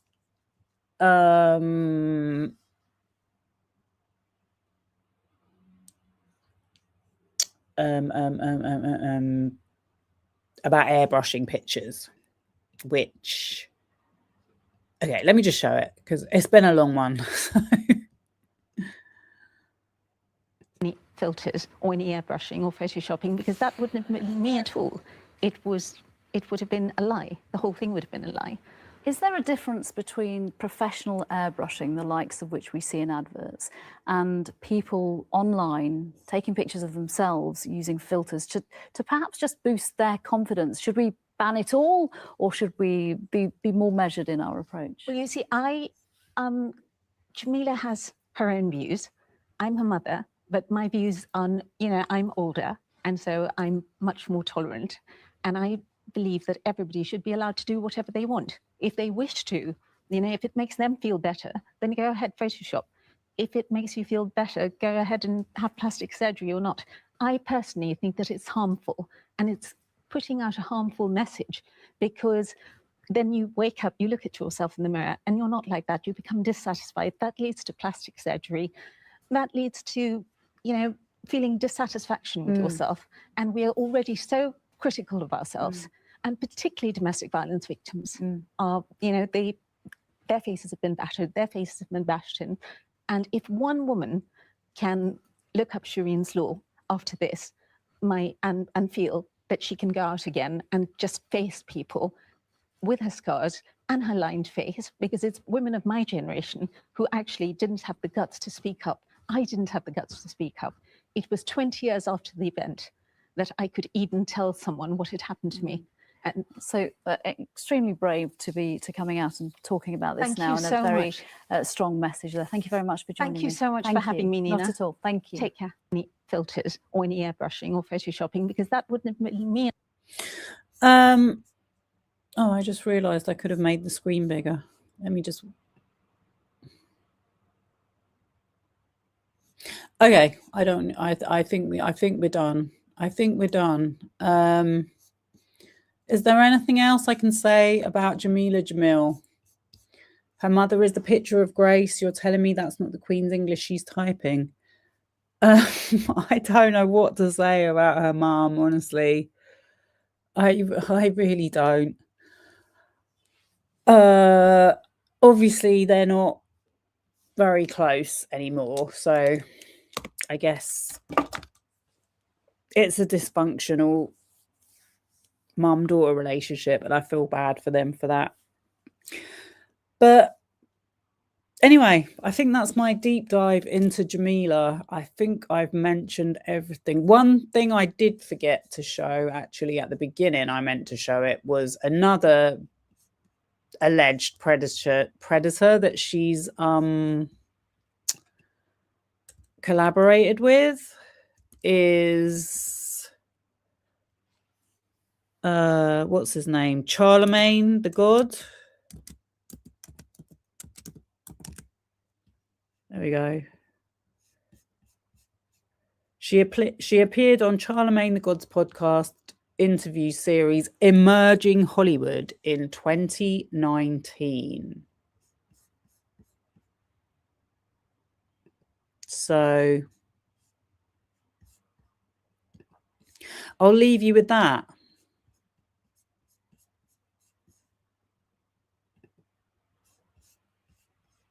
By artists not afraid to disrupt the status quo, telling fresh stories and bringing to life characters who until now have been confined to the margins. This is Emerging Hollywood.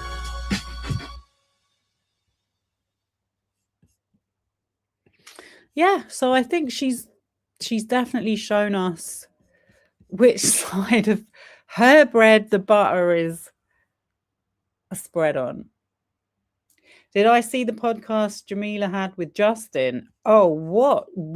She was on Man Enough? No way.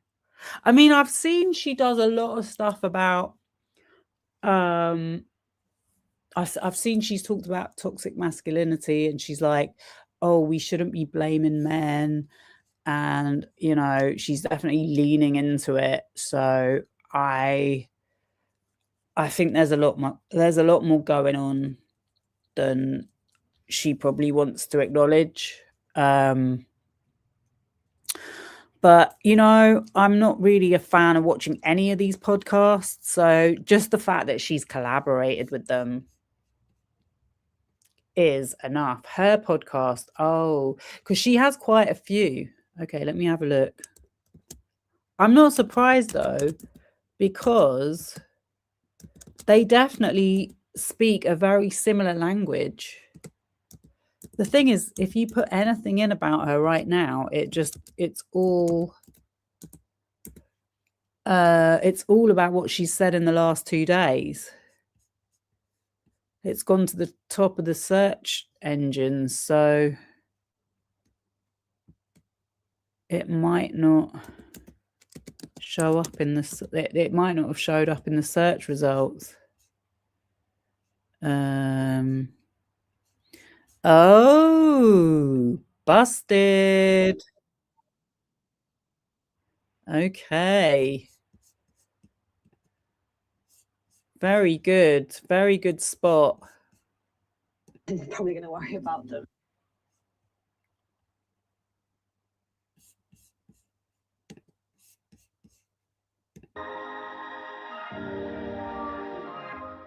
I just have so much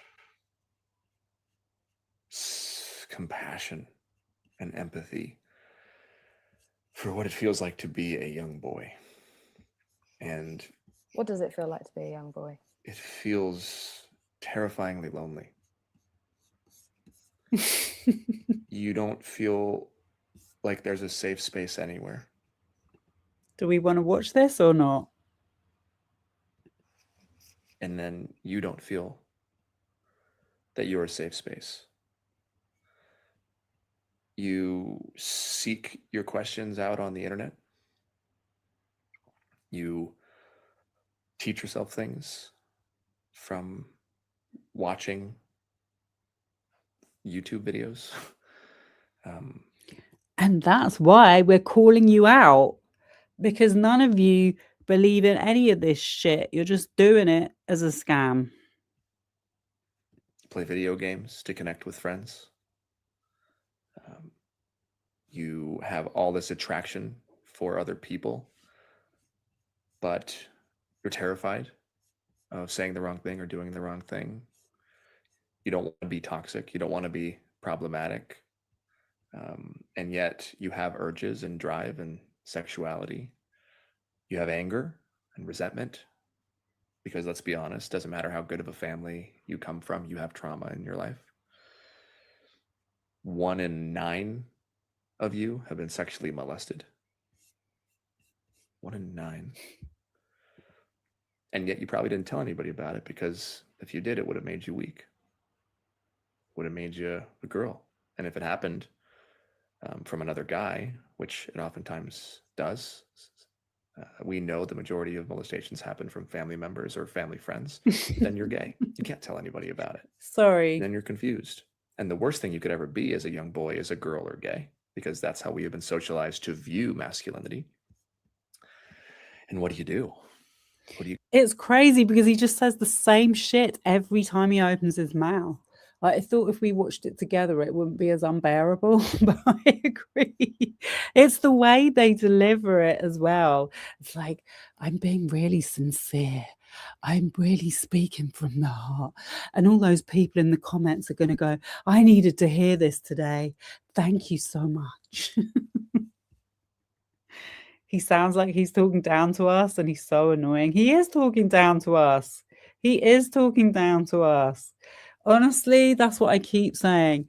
If we never saw all these messages that Jamil's here complaining about, he would have got away with this shit. None of us would have known about this stuff. He would still be getting away with it right now, instead of being out of work for a year. You actually think his hypothetical in his deposition was actually about Jamie as a victim of CSA? Oh yeah, we went over that. But then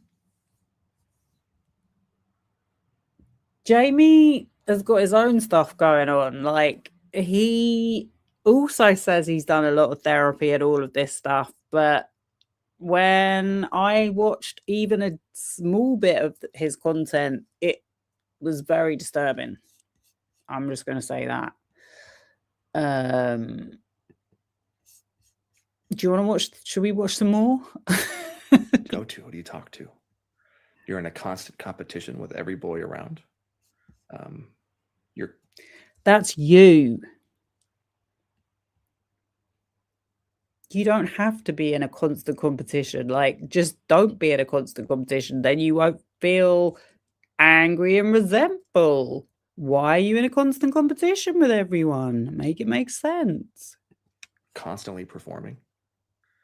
And yet I'll be his therapist now. Your body is filled with hormones that you've never experienced.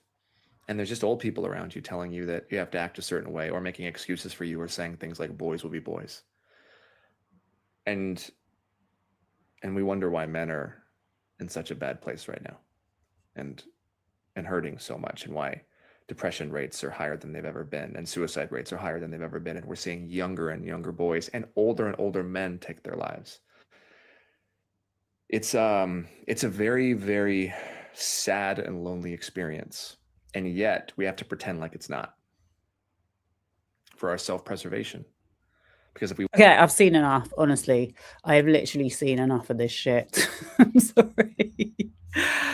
I'm going to end it. This is what Blake and Jenny had to put up with. Exactly. I mean, I think he thinks if he says it often enough, it'll become true. But I feel like when one of my most enjoyable text exchanges that has been from the new unsealed documents was honestly Blake Lively and Taylor Swift saying he was like opposite day, because it's just so true what they said there. Like, if he actually listened to the bullshit he spouts and did the opposite, he might actually get somewhere. Anyway, it's good to see some new people here. It's good to see young Dauphin. They seem to think therapy is just a place to receive comfort, which it can be, but they claim they are trying to improve. Yes, exactly. How can you improve if you don't acknowledge that there's a problem? And what I notice is the way they talk is it's anyone else that says maybe what you said here was what's causing your problem, they take it out on, instead of actually listening and thinking, yeah, maybe that's not a bad point, actually. It's like I can't think of the word, but I guess it's like a form of projection. Like they just project everything they're feeling onto everyone around them and then call them narcissists. Like, it's weird. Try watching him at 1.5 speed next time for my own sanity. Yeah, I think I'm done with watching any more of him, to be honest. Like, there's not going to be any more videos with him in it. I'm just okay. So now, we've got the I think they're having like a settlement conference schedule kind of discussions, but I don't think they're going to settle. Definitely not. Definitely not. And also, some people that were in the courtroom on Thursday, the feedback that I've heard is that, because obviously I read out the live tweets, but the feedback that I've heard is that Gottlieb was like so impressive, so ahead of his game, on top of his game, I should say. The Jonathan Bark, who was Baldoni's main counsel on that day, did not come across well at all. He made a lot of mistakes. And yeah, the person that I heard, one of the few people that isn't a Baldoni grifter, because that's really what they are. They just are cashing in on this. They're expanding their audience. They're getting people. They're getting a lot of viewers, and just saying what those hatey people want to hear. But yeah, so I think from what I was hearing in the hearing, the judge sounds like he's not being misled. I think maybe I'll say tentatively. But yeah, we still have to wait and see in May if that happens. So I don't know. I have read through all the new stuff. I don't know if I'm going to read all of it live, like I can do. Let me know, but I'll just see how it goes. I do feel like I need a little bit of a break from it at the moment, which is why I decided to do tonight. Friedman, we are open to a settlement in his dreams, in his absolute dreams. Yeah, I mean, Friedman that's what his whole career is about. Setting up smear websites and then expecting people to pay the client to make it go away. Like, and they wonder why people are calling it extortion. Like, the whole thing's a racket. The whole thing is a racket. But there was one thing I was going to say before I leave, is another thing that I think that I thought of when Jameela Jamil, like, given that she claims to be such an activist and for feminism and all of this other stuff, is Sigrid, I forgot her second name, you know, the lawyer, the female lawyer that was Virginia Giuffre's lawyer, Sigrid Macaulay. She, as soon as that hearing ended, she came out and delivered such a good a good speech, if that's what it's called, a statement. She made a statement. Let me see if I can find it, actually. That'll be a good thing to end on, in case you haven't seen it. Sigrid.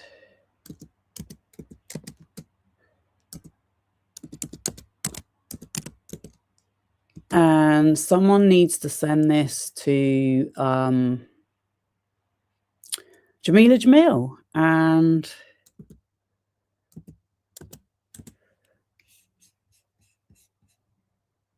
say, listen, are you standing for feminism or not?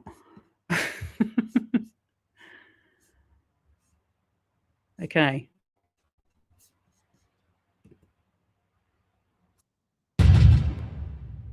How does Blake feel about having all of her private texts to friends like Taylor Swift laid out in public? I mean, that's not comfortable for anyone.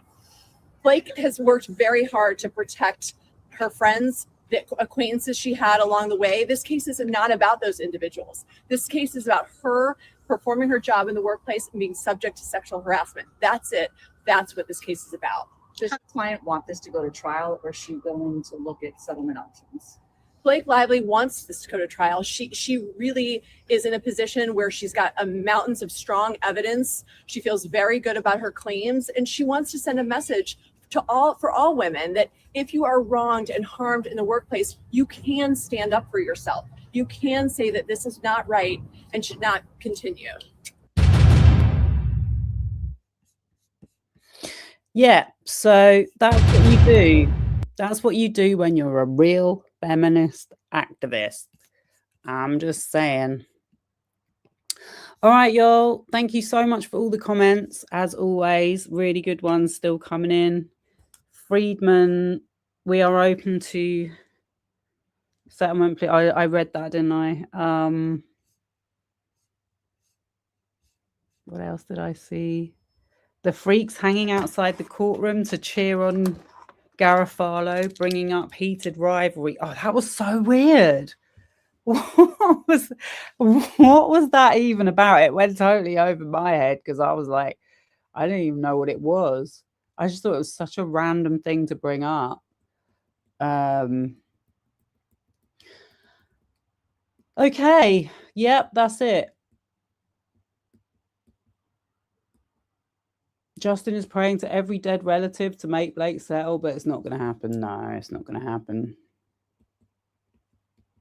All right, guys. Thank you for joining. I'll see you all soon. Take care. Bye.